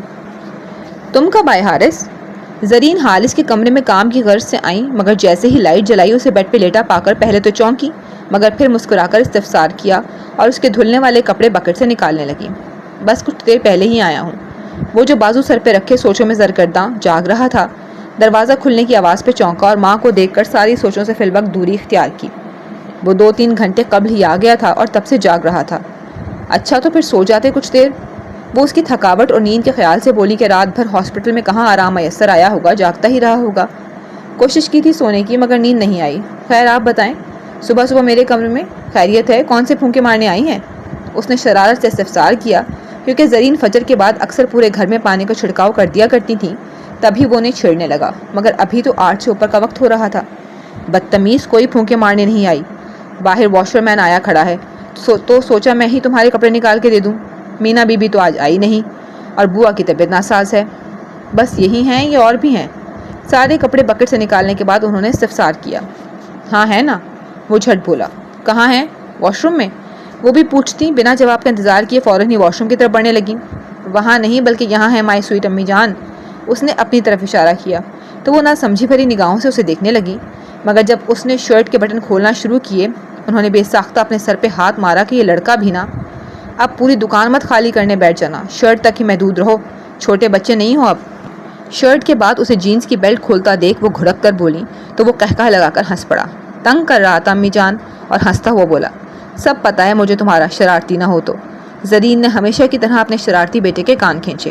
ویسے آج موڈ کافی خوشگوار لگ رہا ہے، آج عرصے بعد تمہیں یوں ہنستا ہوا دیکھا ہے، کیا بات ہے مجھے بھی بتاؤ۔ اس کی ہنسی کی دل ہی دل میں نظر اتارنے کے بعد زرین نے پوچھا اور دعا بھی کی کہ یہ ہنسی اب دوبارہ کبھی نہ کھوئے، ان کا بیٹا یوں ہی ہنستا رہے۔ ہاں بات تو ہے، وہ بھی کافی خاص، مگر آپ یہاں کیوں کھڑی ہیں؟ کپڑے لے کر جائیں نا، بیچارہ واشر مین کب سے انتظار میں کھڑا ہے۔ حارث نے اعتراف کیا کہ ہاں اس ہنسی کی وجہ تو ہے، مگر فی الحال ٹال گیا۔ او ہاں، ابھی تو میں نے اپنے کپڑے بھی نکالنے ہیں، تم ایسا کرو فریش ہو کر آ جاؤ، بوا اور مینا تو ہے نہیں، آج میرے ہاتھوں کا ہی ناشتہ کرو، اب جلدی سے آ جانا اور بتانا مت بھولنا کہ یہ اتنی ہنسی کس خوشی میں تھی۔ جاتے جاتے بھی وہ بتلا گئیں کہ وجہ بتائے بغیر چھوڑیں گی نہیں۔ میرے اس خوشگوار موڈ کی وجہ میری وہ امید ہے جو پوری ہوئی تو مجھے میری محبت سے ملا دے گی، میری محبت ہے اس ہنسی کی وجہ۔ اس نے وجہ ضرور بتائی مگر زرین کے کمرے سے نکل جانے کے بعد۔ تھینک یو فارس، تھینک یو میرے پیارے یار، اپنے اور میرے بلکہ سب کے بارے میں سوچنے کے لیے، تھینک یو ایک صحیح فیصلہ چننے کے لیے۔ دل و جان سے آغا فارس کا شکریہ ادا کرتا وہ ماں کی بات پہ عمل کرنے کو بیڈ سے اترا اور سلیپرز پہنے واش روم چلا گیا۔ بیگم صاحبہ ناشتے میں کیا بناؤں؟ شائستہ کمرے سے نکلی تو بالکل اسی وقت کچن سے نکلتے خان سامہ نے پوچھا۔ فارس تو آیا نہیں اور میرا کوئی خاص دل نہیں چاہ رہا ناشتے کا، ایسا کرو ابھی تو صرف چائے بناؤ، میں چائے بسکٹ ہی کھا لوں گی، میں ذرا فارس سے پوچھ لوں گھر آ رہا ہے تو اس کی پسند کا بنا لینا۔ اسے چائے کا آرڈر دیتی وہ واپس کمرے میں ہی پلٹ گئیں کہ آغا فارس کو فون کر کے پوچھ سکیں کہ وہ گھر آئیں گے یا وہیں سے آفس چلے جائیں گے۔ ایک تو اچانک حارث کی طرف رکنے کا پروگرام بنا لیا اس لڑکے نے، اب اس کے بنا میرا اپنا بھی ناشتے کو دل نہیں چاہ رہا۔ بڑبڑاتی ہوئی وہ انہیں کال ملانے لگی۔ میں حارث کے ساتھ ضرور تھا ماما، مگر اس کے گھر پر نہیں۔ ان کی بڑبڑاہٹ کا جواب عقب سے ابھرا تو وہ چونک کر پلٹی اور پھر چند ثانیے کو حیرت کا مجسمہ بن گئی۔ میں ہاسپٹل میں تھا ماما۔ وہ دہلیز کے بیچوں بیچ اپنا زخمی سر لیے کھڑے شائستہ کو چکرا کر گرانے کا سبب بننے ہی والے تھے کہ وہ بربک دل تھامتی ان کی طرف بڑھیں۔ فارس، میری جان، میرے بچے، یہ کیا ہوا تمہیں؟ لہجے میں تفکر کا سمندر اور تڑپ لیے وہ بے قراری سے ان کی طرف بڑھیں بلکہ لپکیں۔ یہ مجھے میرے کیے کی سزا ملی ہے ماما۔ سر پہ لگی یہ چوٹ میرے بند دماغ کو کھولنے کا ایک بہت بڑا ذریعہ بن گئی۔ بہت اچھا ہوا جو بھی ہوا، کیونکہ یہ ہونا تو ضروری تھا۔ وہ اس ایکسیڈنٹ کو ایزل کے ساتھ کی زیادتیوں سے جوڑ گئے۔ یہ کیسی بہکی باتیں کر رہے ہو فارس؟ کیسی سزا اور کون سا اچھا پن نظر آ رہا ہے تمہیں اس میں؟ انہیں ان کی دماغی حالت پہ شبہ ہوا۔ تم بیٹھو یہاں، بیٹھو میرے بچے، اور مجھے بتاؤ کہ آخر یہ چوٹ آئی کیسے، اور خدا نہ خواستہ زخم گہرا تو نہیں ہے؟ وہ انہیں بیڈ پہ بٹھاتے پریشانی سے بغور ان کی چوٹ کو دیکھتی بولی اور چوٹ کے اطراف نرمی سے چھونے لگی۔ چھوٹا سا ایکسیڈنٹ تھا، مگر ایک بہت بڑی حقیقت مجھ پر عیاں کر گیا۔ کیا ایکسیڈنٹ؟ شائستہ حیرت و پریشانی کے ملے جلے جذبات لیے بے ساختہ چلائیں، یا اللہ خیر! اور انہیں بنا مزید کسی نقصان کے دیکھ دل ہی دل میں شکر ادا کیا کہ شکر ہے چھوٹا سا ایکسیڈنٹ تھا۔ انہوں نے آغا فارس کی اگلی بات پہ دھیان ہی نہ دیا، کیونکہ دھیان تو لفظ ایکسیڈنٹ پہ ہی رک گیا تھا۔ چوٹ بھلے ہی زیادہ نہ لگی ہو، مگر ان کی جگر کا ٹکڑا زخمی تھا، انہیں تو زیادہ ہی تکلیف تھی۔ ان کے آنسو تو روانی سے بہہ رہے تھے۔ مگر ٹھیک ہوا میں، ماں کو تسلی دی گئی۔ ان کے آنسو پونچھے گئے۔ بیٹا، کیوں چھپایا تم دونوں نے مجھ سے کہ تمہارے ساتھ رات یہ حادثہ پیش آیا؟ میرا بیٹا ساری رات ہاسپٹل میں رہا اور یہاں ماں سکون سے سوتی رہی۔ انہیں بلا وجہ کی ندامت نے گھیر لیا۔ ماما، کہا نہ کہ میں ٹھیک ہوں۔ انفیکٹ یہ چوٹ نہیں بلکہ ایک احسان ہے جو مجھ پہ ہوا ہے۔ اس احسان کے بدلے اگر 2-4 بار اور بھی زخمی ہونا پڑتا تو مجھے منظور تھا۔ وہ گزری رات کے شکر گزار تھے جس نے انہیں ان کے سارے سوالوں کے جواب دے دیے۔ وہ ممنون لہجہ اس رات کے احسان کے سپرد کرتے بولے، تمہیں یوں دیکھ کر میرا دل بیٹھا جا رہا ہے، اور تم ہو کہ عجیب باتیں کر رہے ہو۔ تمہیں ہوا کیا ہے؟ کیوں ایسی فضول گوئی کر رہے ہو؟ کیا مقصد ہے آخر ایسی باتیں کرنے کا؟ کون سا احسان ہوا ہے تم پر؟ ان کی بے فضول باتوں پہ وہ غصہ کھاتی بولی۔ وہ ان کے لیے تکلیف میں تھی اور وہ اپنی تکلیف کو احسان کا نام دے رہے تھے۔ اس پہ انہیں برا تو لگنا ہی تھا۔ زندگی کا ایک بہت بڑا احسان ہوا ہے۔ ایک احسان تو گزری رات نے مجھ پہ کیا، مگر ایک احسان آج میں آپ سے چاہتا ہوں ماما۔ آج آپ کو اپنے بیٹے پہ ایک احسان کرنا ہوگا۔ بہت امید لے کر آپ کے پاس آیا ہوں، پلیز مجھے خالی ہاتھ مت موڑیے گا۔ وہ نمی سے چمکتی آنکھیں لیے ان میں امیدوں کا جہاں آباد کیے گزارش سے بھرپور لہجے میں بولے تو شائستہ ٹھٹکیں۔ کیسا احسان؟ ان کے لہجے، ان کی آنکھوں کی جوت سے شائستہ کا ماتھا ٹھنکا تھا کہ ہو نہ ہو ضرور یہ امید ایزل کی ذات سے جڑی ہے، ورنہ آج تک ان کے بیٹے نے بھلا ان سے اس لہجے میں کچھ مانگا تھا؟ نہیں نا۔ بھلا آج تک ان کے آگے ہاتھ پھیلاتے ہوئے یہ کہا تھا کہ انہیں بھر دیں، انہیں خالی ہاتھ نہ لوٹائیں؟ نہیں نا۔ تو یقیناً آج وہ اپنی محبت مانگنے کو دل و جان ہاتھوں دامن پھیلائے بیٹھے تھے۔ کچھ پوچھ رہی ہوں تم سے، کیسا احسان؟ انہیں تذبذب میں گھرا دیکھ شائستہ نے متانت بھرے لہجے میں اپنا سوال دہرایا، دل میں دعا بھی کی کہ ان کا اندازہ غلط ہو جائے۔ میری زندگی کی سب سے بڑی خوشی میری جھولی میں ڈالنے کا احسان ماما۔ وہ امید کے دیے آنکھوں میں روشن کیے ماں کو کتراتی نگاہوں سے دیکھتے بولے، اور یہاں شائستہ کا دھڑکا سچ ہوا۔ تو یعنی جس بات کا انہیں ڈر تھا وہ آج ہو ہی گئی۔ آغا فارس آج ان کے سامنے اپنی محبت کو پانے کا سوال لیے کھڑے ہو ہی گئے۔ یہ تم کیا کہہ رہے ہو فارس؟ بھول گئے کہ کیسے مجھے مطمئن کرتے رہے ہو اس بات کو لے کر کہ تم اس خواہش کو لے کر میرے آگے کھڑے نہیں ہوگے؟ مجھے تمہاری طرف سے یہی خوف تھا، مگر تم نے کہا کہ یہ خوف بیجا ہے، میں مطمئن ہو جاؤں کیونکہ تم ایسا کچھ نہیں کرو گے۔ مگر اب کیوں تم میرے سارے خدشات کو سچ کرنے کھڑے ہو گئے؟ غلطی کی میں نے تمہاری باتوں پہ یقین کر کے۔ بولو، اب کیوں توڑ رہے ہو میرا یقین؟ وہ ان کی چوٹ سے ہٹ کر اب اس سنجیدہ مسئلے پر سنجیدہ بحث شروع کر چکی تھی۔ پاگل تھا میں جو آپ کو جھوٹا یقین دلاتا رہا، پاگل تھا، مگر اب اپنی ساری بے وقوفیوں کا ازالہ کرنا چاہتا ہوں۔ وہ بے بس سے بولے، کیونکہ اس وقت خود بھی انجان تھے کہ انہیں جھوٹا مطمئن کر رہے ہیں۔ اب یہ ازالہ ممکن نہیں فارس، میں نے زبان دے رکھی ہے بھائی بھابھی کو۔ کتنی پریشانیاں اٹھائی ہیں انہوں نے انم کو لے کر، اور اب ایک اور پریشانی انہیں ہماری طرف سے ملے، ایسا میں ہرگز نہیں چاہتی۔ بے وقوفی کرنے کا تو تم اب سوچ رہے ہو۔ تمہارا ایزل کے ساتھ کوئی جوڑ نہیں ہے بیٹا، وہ بچی ہے، نادان ہے، مگر کم از کم تم نادان مت بنو۔ شادی کا بندھن ایک بہت بڑا بندھن ہوتا ہے جسے ایزل اور تم نہیں نبھا پاؤ گے۔ خود سے دگنی عمر کے مرد سے محبت کرنا تو بہت آسان ہے، مگر اس کے ساتھ شادی کے ایک بہت بڑے بندھن کو تعمر نبھانا بہت ہی مشکل ہے۔ تم اسے پالو گے اور وہ تمہیں، مگر کیا گارنٹی ہے کہ کل کو وہ اپنے اس فیصلے پہ پچھتائے گی نہیں، یا تم نہیں پچھتاؤ گے؟ میں تمہارا اس کے ساتھ نہیں بلکہ انم کے ساتھ جوڑ دیکھنا چاہتی ہوں، جسے تم اور انم ایک ساتھ خوش اسلوبی سے نبھا پاؤ گے۔ تم سمجھ رہے ہو نا کہ میں کیا کہہ رہی ہوں؟ شائستہ کافی گہرائی کی سوچ رکھتی تھیں، کہیں نہ کہیں بیٹے سے ہٹ کے دوسرے رشتوں کے ساتھ تھیں، خود غرض ہو رہی تھیں۔ آپ نے سوچ بھی کیسے لیا کہ ہم پچھتائیں گے؟ ایسا کبھی نہیں ہو سکتا ماما۔ ان 20 سالوں میں ہم دونوں ہی تھے جو ایک دوسرے کا دم بھرتے رہے، ہم ہی تھے جن کا ایک دوسرے کے بغیر ایک پل بھی گزارا نہیں تھا، ہم ہی تھے جو ایک دوسرے کی تکلیف میں تڑپ اٹھتے تھے اور ایک دوسرے کی خوشی میں اپنی تکلیف بھول جاتے تھے، اور ہم تھے ماما جنہیں ایک دوسرے سے بے انتہا محبت تھی، بلکہ ہے۔ تو بتائیں کہ ہم دونوں جب ان 20 سالوں میں ایک دوسرے کا سایہ بن کے رہے، ایک دوسرے کی انگلی تک نہیں چھوڑی، تو آگے کیسے چھوڑنے کا سوچ سکتے ہیں؟ وہ ان کی بات سے شدید اختلاف رکھتے بولے، ایک دوست اور کزن کی حیثیت سے ساتھ رہنے اور میاں بیوی کی حیثیت سے ساتھ رہنے میں زمین آسمان کا فرق ہوتا ہے۔ بہت سے فرق آ جاتے ہیں رشتوں میں، جن کے بغیر ایک لمحہ رہنا بھی محال لگتا ہے، بعد میں وہی وبال جان لگنے لگ جاتے ہیں۔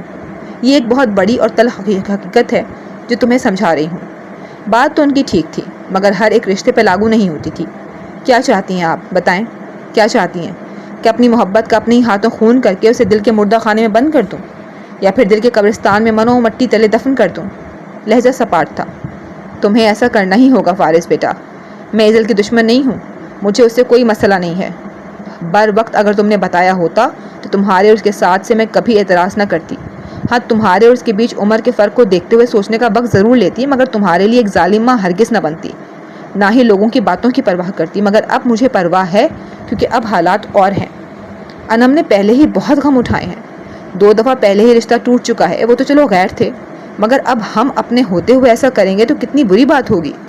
ایزل سے رشتہ جوڑنے کی نامعلوم خوشی ہو یا نہ ہو، مگر انم سے رشتہ ختم کرنے کا ان ماں باپ کو بہت دکھ ہوگا، یہ بات تو طے ہے۔ اس لیے جو فیصلہ ہم بڑوں نے کیا ہے اسی پہ راضی رہو بیٹا۔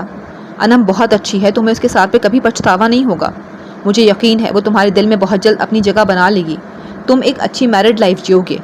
وہ بہت نرمی سے انہیں سمجھا رہی تھیں، جبکہ آغا فارس تمام باتیں خاموشی سے سننے کے بعد تلخی بھری ہنسی ہنس پڑے۔ اور وہ جو میری محبت میں مر رہی ہے، اس کا کیا؟ دن رات تکلیف پہنچائی ہے میں نے اسے، نہ جانے ان تکلیفوں کا کبھی مداوع کر بھی پاؤں گا یا نہیں۔ اور یہ خوب کہی آپ نے کہ پہلے بتا دیا ہوتا۔ کیسے بتا دیتا، جب اپنے دل کے حال سے خود بھی واقف نہیں تھا، خود بھی نہیں جانتا تھا کہ کیا چاہتا ہے میرا دل۔ مگر بہت بڑی غلطی ہو گئی مجھ سے جو اپنے دل کو سمجھ نہ پایا۔ حالانکہ وہ کہتی رہی مجھ سے کہ مجھے بھی اس سے محبت ہے، اور میں انکار کرتا رہا۔ وہ کہتی رہی کہ میں اس کے قریب رہنے کے بہانے تلاشنے لگا ہوں۔ اس کا ایک ایک لفظ یاد ہے۔ جانتی ہیں اس نے کیا کہا؟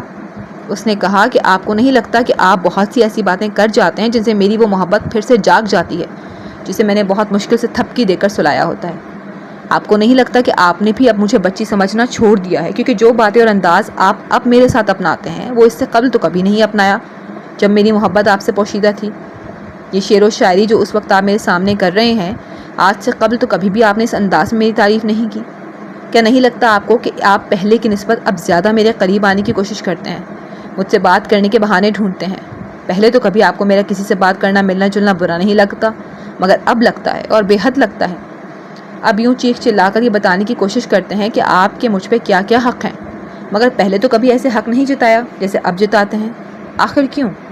انہوں نے منو ان ساری باتیں دہرا ڈالیں، مگر اس کے اس کیوں کا میں نے نہ جواب دیتا بھی کیسے، جب اس وقت کوئی جواب تھا ہی نہیں میرے پاس، اور پھر اس بارے میں سوچنے کی زحمت بھی تو نہیں کی۔ ہاں، سوال کیے تھے خود سے، مگر کوئی جواب ہی نہ ملا۔ مگر اب سوچ آتی ہے کہ بالکل ٹھیک ہی تو کہا تھا اس نے، اس کے کہے ایک ایک حرف میں سچائی تھی۔ میں ایسا ہی تو کرنے لگا تھا، جلتا تھا جب وہ التمش کے ساتھ ہوتی تھی، اس سے ہنس ہنس کر باتیں کرتی تھی، جلتا تھا جب وہ اس میں انٹرسٹ لیتا تھا، برداشت ہی نہیں ہوتا تھا اس کا وجود کسی دوسرے مرد کے ساتھ۔ مگر کیوں؟ اس کیوں کا جواب بھی تو اب جا کر ملا ہے کہ اس کا وجود تو مجھے فقط میرے ساتھ ہی اچھا لگتا ہے۔ ہمیشہ سے جسے بس اپنے ساتھ دیکھا، اسے کسی اور کے ساتھ دیکھنے کا حوصلہ لاتا بھی کیوں کر؟ وہ ٹکٹکی باندھے فرش پہ کسی غیر مرئی نقطے کو گھورتے، کھوئی کھوئی سی کیفیت میں بنا رکے بس بولتے ہی جا رہے تھے۔ آج انہیں بولنا ہی تھا، اپنے دل کو ان کے سامنے مزید بند نہیں رکھ سکتے تھے، کھول دینا چاہتے تھے اسے ماں کے سامنے۔ ان کے لفظوں سے شدید دکھ چھلک رہا تھا، پچھتاوا ہی پچھتاوا تھا، جبکہ شائستہ خاموشی سے اپنے اس بیٹے کو دیکھے جا رہی تھیں جو اس وقت کسی مجنوں سے کم نہیں لگ رہے تھے۔ صحیح تو کہتی تھی ماما وہ، پہلے تو کبھی میں نے اس کی تاریخ میں اشعار نہیں جھاڑے، اور اب کی بھی تو ایسی رومانٹک شاعری۔ اس کے اتنے بڑے انکشاف کے بعد بھی زیادہ وقت اس سے ناراض رہ ہی نہیں پایا۔ اس سے دوری بڑھانے کا سوچا، مگر اس ارادے پہ چند دن سے زیادہ عمل کر ہی نہ پایا۔ کیوں اتنی آسان سی بات سمجھ ہی نہ پایا کہ فارس تو اس کے بغیر رہ ہی نہیں سکتا؟ یہ بات کہتے ہوئے خود پہ غصہ بھی آیا تھا۔ شائستہ نے انہیں روکنا چاہا، ٹوکنا چاہا، مگر پھر یہ سوچ کر خاموش رہ گئیں کہ آج اسے نہ بولنے دیا تو شاید ان کے دل پہ یہ محبت بوجھ بن کر نہ رہ جائے جو کسی کے سامنے کھلنے کو مچلتی رہی، مگر اس کا اندر ہی اندر گلا گھونٹ دیا گیا۔ اس نے پوچھا کہ جب آپ میرے لیے ایک عزت و محبت کرنے والا، ذمہ داریوں کو سمجھنے والا، میرے قدم سے قدم ملا کر چلنے والا ایک محافظ اور پرفیکٹ شخص چاہتے ہیں تو پھر آپ خود کو ہی کیوں نہیں چن لیتے، کیوں نہیں بن جاتے میرے؟ مگر میرے پاس جواب دینے کو ایک حرف تک نہ تھا ماما۔ کل اس کے سوالوں نے میرا اندر تک جھنجھوڑ کر رکھ دیا۔ مجھے لگا ان سوالوں کے جواب نہ ملے تو میں پاگل ہو جاؤں گا، اور میں واقعی پاگل ہونے کو تھا، مگر پھر مجھے ایک ایک کر کے سب سوالوں کے جواب ملتے گئے، اور ان سوالوں کو پانے کے دوران میرا دل و دماغ کس کس اذیت سے گزرا یہ آپ نہیں جان سکتی۔ مجھے جواب مل گیا ماما۔ ہر سوال کا ایک ہی جواب تھا، اور وہ یہ کہ مجھے ایزل سے محبت ہے۔ ہاں ماما، محبت ہے مجھے اس سے۔ وہ شائستہ کی طرف دیکھتے بولے تو وہ بری طرح ٹھٹکیں۔ کل؟ شدید الجھن میں گھری وہ صرف ایک لفظی سوال کر پائیں۔ ہاں ماما، کل۔ جھوٹ بولا تھا میں نے۔ تب تو میں خود بھی نہیں جانتا تھا کہ میرے ساتھ جو ہو رہا ہے وہ محبت ہے یا کچھ اور۔ وہ ان سے نظریں چرا گئے تو وہ بے ساختہ اٹھ کھڑی ہوئیں۔ تم مجھ سے جھوٹ بولتے رہے فارس؟ اتنا بڑا جھوٹ؟ کیوں؟ آخر کیوں؟ وہ حیرت میں ڈوبے استفسار کرنے لگی۔ یہ جھوٹ بولنے پر بھی آپ نے ہی مجھے مجبور کیا تھا ماما، صرف اور صرف آپ نے۔ یاد کریں یاد اپنی باتیں۔ وہ انہیں قصوروار ٹھہراتے بولے تو اپنی بحث یاد کر کے شائستہ بھی چپ رہ گئیں اور چپ چاپ واپس بیٹھ گئیں، مگر حیرت ابھی تک برقرار تھی کہ وہ اتنے دنوں سے یہی سمجھتی رہیں کہ وہ اس کی محبت میں مبتلا ہیں۔ میں نے تب تو محض آپ کے سوالوں کو روکنے کے لیے جھوٹ بول دیا، مگر آج جو فارس آپ کے سامنے بیٹھا ہے اس کے منہ سے نکلنے والا ایک ایک حرف سچا ہے، اور سب سے بڑا سچ یہ ہے کہ مجھے محبت ہے ماما، مجھے ایزل سے محبت ہے، بے تحاشا محبت ہے۔ وہ بازور اقرار کرتے بولے۔ میں نہیں جانتا کہ وہ کون سا لمحہ تھا جب میرے دل میں بھی یہ جذبہ پروان چڑھا، شاید تب جب اس نے یہ کہتے ہوئے میرے سینے میں پناہ لی کہ آپ جانتے ہیں نا مجھے بادلوں کی گرج سے کتنا خوف آتا ہے، اور تب میں نے اسے چلے جانے کا کہہ دیا، کیونکہ تب یہ احساس جاگا تھا کہ اگر کسی نے دیکھ لیا تو آخر کیوں مجھے یہ خوف لاحق ہوا کسی کے دیکھ لینے کا؟ پہلے تو کبھی نہ ہوا، شاید اس لیے کہ میں نے محسوس کیا کہ وہ اب بچی نہیں رہی، بڑی ہو گئی ہے، ہمارا یوں قریب آنا اب ٹھیک نہیں، یا پھر تب جب وہ جذبہ جاگا جب وہ روتے ہوئے میرے سینے سے لگی اور فریاد کی کہ مت لینا میرے صبر کا امتحان، مت کریں میرے ساتھ ایسا ظلم، آقا خدا کے لیے مجھ سے ایسے دور مت ہوں، میں آپ کو کسی اور کا ہوتا نہیں دیکھ سکتی۔ مگر میں نے نہ ہی اس کی فریاد پہ کان دھرے، نہ ہی اس لمحے پیدا ہوئی کیفیت پہ، بلکہ اس کیفیت کو اس سے محبت کی بجائے لگاؤ کا نام دے کر نظر انداز کر گیا۔ انہوں نے بے بسی کسی کیفیت میں نچلا لب کچلا، نظریں بدستور اسی نقطے پہ مرکوز تھیں۔ فارس! ان کے یوں بے دردی سے لب کاٹنے پہ شائستہ نے بے ساختہ انہیں پکارا۔ نہیں ماما، آج مت روکیے گا مجھے، آج بولنے دیں مجھے، بولنے دیں وہ سچ جسے نظریں چراتا رہا، ماننے دیں اپنی غلطیاں مجھے۔ انہوں نے فوراً سے ہاتھ اٹھا کر مزید کچھ بھی کہنے سے شائستہ کو روک ڈالا۔ لگانے دیں اندازہ کہ کب کب میرے دل نے مجھے بتلانے کی کوشش کی کہ اسے تم سے محبت ہے تو کہیں نہ کہیں تمہیں بھی ضرور ہے۔ جانتی ہیں، اس کی زخموں سے چور فریاد میں لپٹی لمحہ لمحہ التجا کرتی آنکھوں کو دیکھ کر انم کو انگوٹھی پہنانا یہ ہاتھ چند لمحوں کے لیے تھم سا گیا تھا، آگے بڑھ ہی نہ پایا۔ انہوں نے اپنے دائیں ہاتھ کی جانب اشارہ کرتے ہوئے کہا۔ یوں محسوس ہو رہا تھا کہ اس وقت میرے ہاتھ میں انگوٹھی نہیں بلکہ کوئی شعلہ ہو جس سے پورا ہاتھ جھلستا محسوس ہوا تھا۔ جی چاہا کہ کوئی جادو کی چھڑی گھومے اور پہلو میں بیٹھی ہستی کو غائب کر دے، یا پھر میرا وجود ہی اوجھل کر دے، مگر ایسا کچھ نہ ہوا۔ کتنی حسرت تھی اس کی آنکھوں میں خود کو اس جگہ پہ دیکھنے کی، کتنی امید تھی کہ میں رک جاؤں گا، مگر میں نے وہ انگوٹھی اس کی بہن کی انگلی میں اتار کر اس کی وہ آخری امید بھی اس سے چھین لی۔ کتنا ظالم ہوں نا میں، جانتے بوجھتے بھی اس کے ایک نہ ختم ہونے والی آگ میں اسے دھکیل دیا، اور اب بالکل ویسے ہی آگ نے میرے وجود کو بھی گھیر لیا ہے۔ آغا فارس نے ہاتھ کا مکہ بنا کر میز پہ برسایا تھا۔ اگر میں ان تمام لمحات میں ابھرنے والے احساسات سے انکاری بھی ہو جاؤں تو اس رات پیدا ہونے والی ایک انوکھے احساس سے انکاری نہیں ہو سکتا جب بولتے بولتے وہ یکدم چپ ہوئے۔ بے اختیاری میں بھی وہ اس رات کی کوئی بات کوئی حرکت ان کے گوش نہیں گزار کر سکتے تھے۔ جب کیا؟ شائستہ نے پوچھا۔ جب اس کے ہونٹوں کے لمس نے مجھے ایک انوکھے اور لذت بخش احساس سے روشناس کروایا تھا۔ میں بھی تو کھو گیا تھا ان لمحات کے سحر میں۔ اس وجود نے مکمل طور پہ مجھے اپنی جکڑ میں لے لیا کہ چند پلوں کے لیے تو میں ہوش و حواس سے بیگانہ بس اس کی قربت کے نشے میں دھت ہو گیا، اور اس کا بھیگا بدن اور اس بدن سے اٹھتی خوشبو اور ان پنکھڑیوں کا جام مجھے کچھ وقت کے لیے ایک الگ ہی جہاں کی سیر کروا لایا۔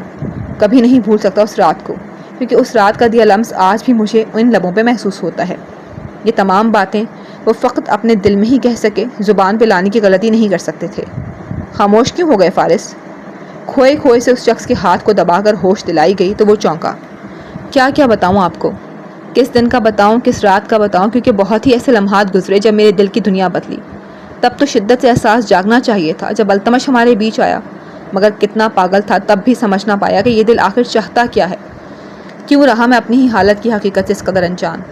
اتنا نا سمجھ تو نہیں ہوں میں جتنا اس معاملے میں بنتا چلا گیا۔ ماما آپ ہی بتائیں نا، کیوں نہ جان پایا آپ کا بیٹا کہ اسے بھی محبت ہو گئی ہے؟ آخر میں تڑپ کر بالکل چھوٹے بچے کی مانند سوال گو ہوئے تھے اور شائستہ کو بھی تڑپا گئے۔ کیوں ماما؟ آخر کیوں محبت کی نفی کرتا رہا؟ شائستہ کے دونوں ہاتھ تھام کر ہلکے سے جھنجھوڑتے ہوئے جواب طلب نگاہوں سے انہیں دیکھنے لگے۔ آنکھوں میں کرب کے سبب سرخی سی اتر آئی تھی۔ شائستہ نے کچھ پل تو خاموشی سے انہیں دیکھا اور پھر ایک طویل سانس خارج کرتی جواب کو ہوئی۔ محبت جتنی آسان ہے اتنی ہی مشکل بھی۔ کبھی آسانی سے آشکار ہو جاتی ہے تو کبھی عرصوں طول پکڑ جاتی ہے، مگر آشکار نہیں ہو پاتی۔ دلوں کو سمجھنا بہت مشکل ہے بیٹا، خاص کر اپنے دل کو سمجھنا، وہ بھی تب جب معاملہ محبت کا ہو۔ تم بارہا انکاری اسی لیے رہے کیونکہ تمہارے دل و دماغ میں شاید یہ بات پھنس کر رہ چکی تھی کہ اپنی سے آدھی عمر کی لڑکی سے میں آخر کیسے محبت کر سکتا ہوں۔ تمہارا اور ایزل کا شروع سے بہت مختلف رشتہ رہا ہے، اور اس کے بعد اقرار کرنا واقعی ایک مشکل ترین کام تھا۔ عمروں کے فرق اور اسے بچہ سمجھنے کی سوچ تمہارے دل و دماغ میں ایسی رچ بس گئی کہ اس سے آگے تم کچھ سوچ ہی نہیں پاتے ہوگے۔ اور صرف یہی نہیں، ایک اور بھی خوف ہے جس نے تمہیں بارہا انکار کرنے پہ مجبور کیا، اور وہ یہ کہ ہم سب کیا سوچیں گے اس رشتے کو لے کر۔ لوگ کیا کہیں گے، خاص کر رشتہ دار، کہ خود عمر رسیدہ ہو رہا ہے اور شادی رچا لی کم عمر لڑکی کے ساتھ، اور لڑکی بھی وہ جسے بیٹا بیٹا کہتے زبان نہیں تھکتی تھی۔ کتنا دوگلا ہے یہ شخص! ضرور اس بھولی کو اپنی محبت کے جال میں پھانس لیا ہوگا۔ 2 شادیوں کے بعد اب تیسری بیوی لایا بھی تو اتنی جوان، یا پھر دونوں طرف سے پسندیدگی ہوگی، اور ایسے تمہارے ساتھ ساتھ ایزل پہ بھی لوگ انگلی اٹھا سکتے ہیں، تنقید کر سکتے ہیں اس رشتے کو لے کر۔ یہی سوچیں آتی رہی نا تمہیں؟ وہ ان کی آنکھوں میں جھانکتی بولی، جو ہکا بکا انہیں ہی دیکھ رہے تھے، کیونکہ وہ ہو بہو ان کی سوچوں کو زبان دی گئی تھی۔ بے اختیار ان کا سر اسبات میں ہل گیا۔ تو یہ سارے خوف ابھی بھی تو سچ ہو سکتے ہیں، تو اب بتاؤ کہ کیا چاہتے ہو تم؟ نہ جانے کیا سوچ کر شائستہ نے انہیں اجازت دے ڈالی کہ اپنی چاہ بتا دیں، مگر جواباً وہ کسی عمیق سوچ میں غوطہ زن ہو گئے۔ میری چاہ؟ وہ کھوئے سے لہجے میں بولے۔ میری چاہ تو بس وہی ہے، میری ایزل، جو روتی رہی، بلکتی رہی، ایک نہیں 100 بار محبت کی بھیک مانگی اس نے، مگر میں نے ہمیشہ اس کی جھولی کو خالی ہی لوٹایا۔ سوالی بن کر میرے دل کے دروازے پہ دستک دیتی رہی، مگر میں نے اسے کھولنا تو دور، الٹا تالوں سے جکڑ دیا۔ سنگ دلی کے ایسے مضبوط پہرے لگا دیے اس دروازے پہ کہ وہ دستک دے دے کر تھک ہار کر پیچھے ہٹ گئی۔ وہ تو ہٹ گئی ماما، مگر میں بے وقوف جان ہی نہ پایا کہ اس دروازے کو تالے لگانے کے بعد قید تو الٹا میں ہی ہو گیا۔ اب وہ تالے توڑ بھی دوں، کھول بھی دوں، تو ان پہروں کو کیسے ہٹاؤں جو سنگ دلی کے ساتھ ساتھ مجبوریوں میں بھی شمار ہوتے ہیں؟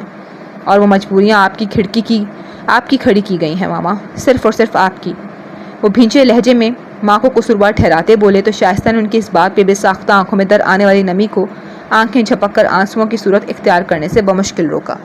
مجھے بتائیں کہ اب کیسے کروں وہ دہلیز پار کہ جس کے بعد یا خود دوڑا اس کے پاس چلا جاؤں، یا اسے آواز دے کر بلا لوں کہ دیکھو تمہاری خاطر یہ بند دروازہ کھول دیا تمہارے آقا نے۔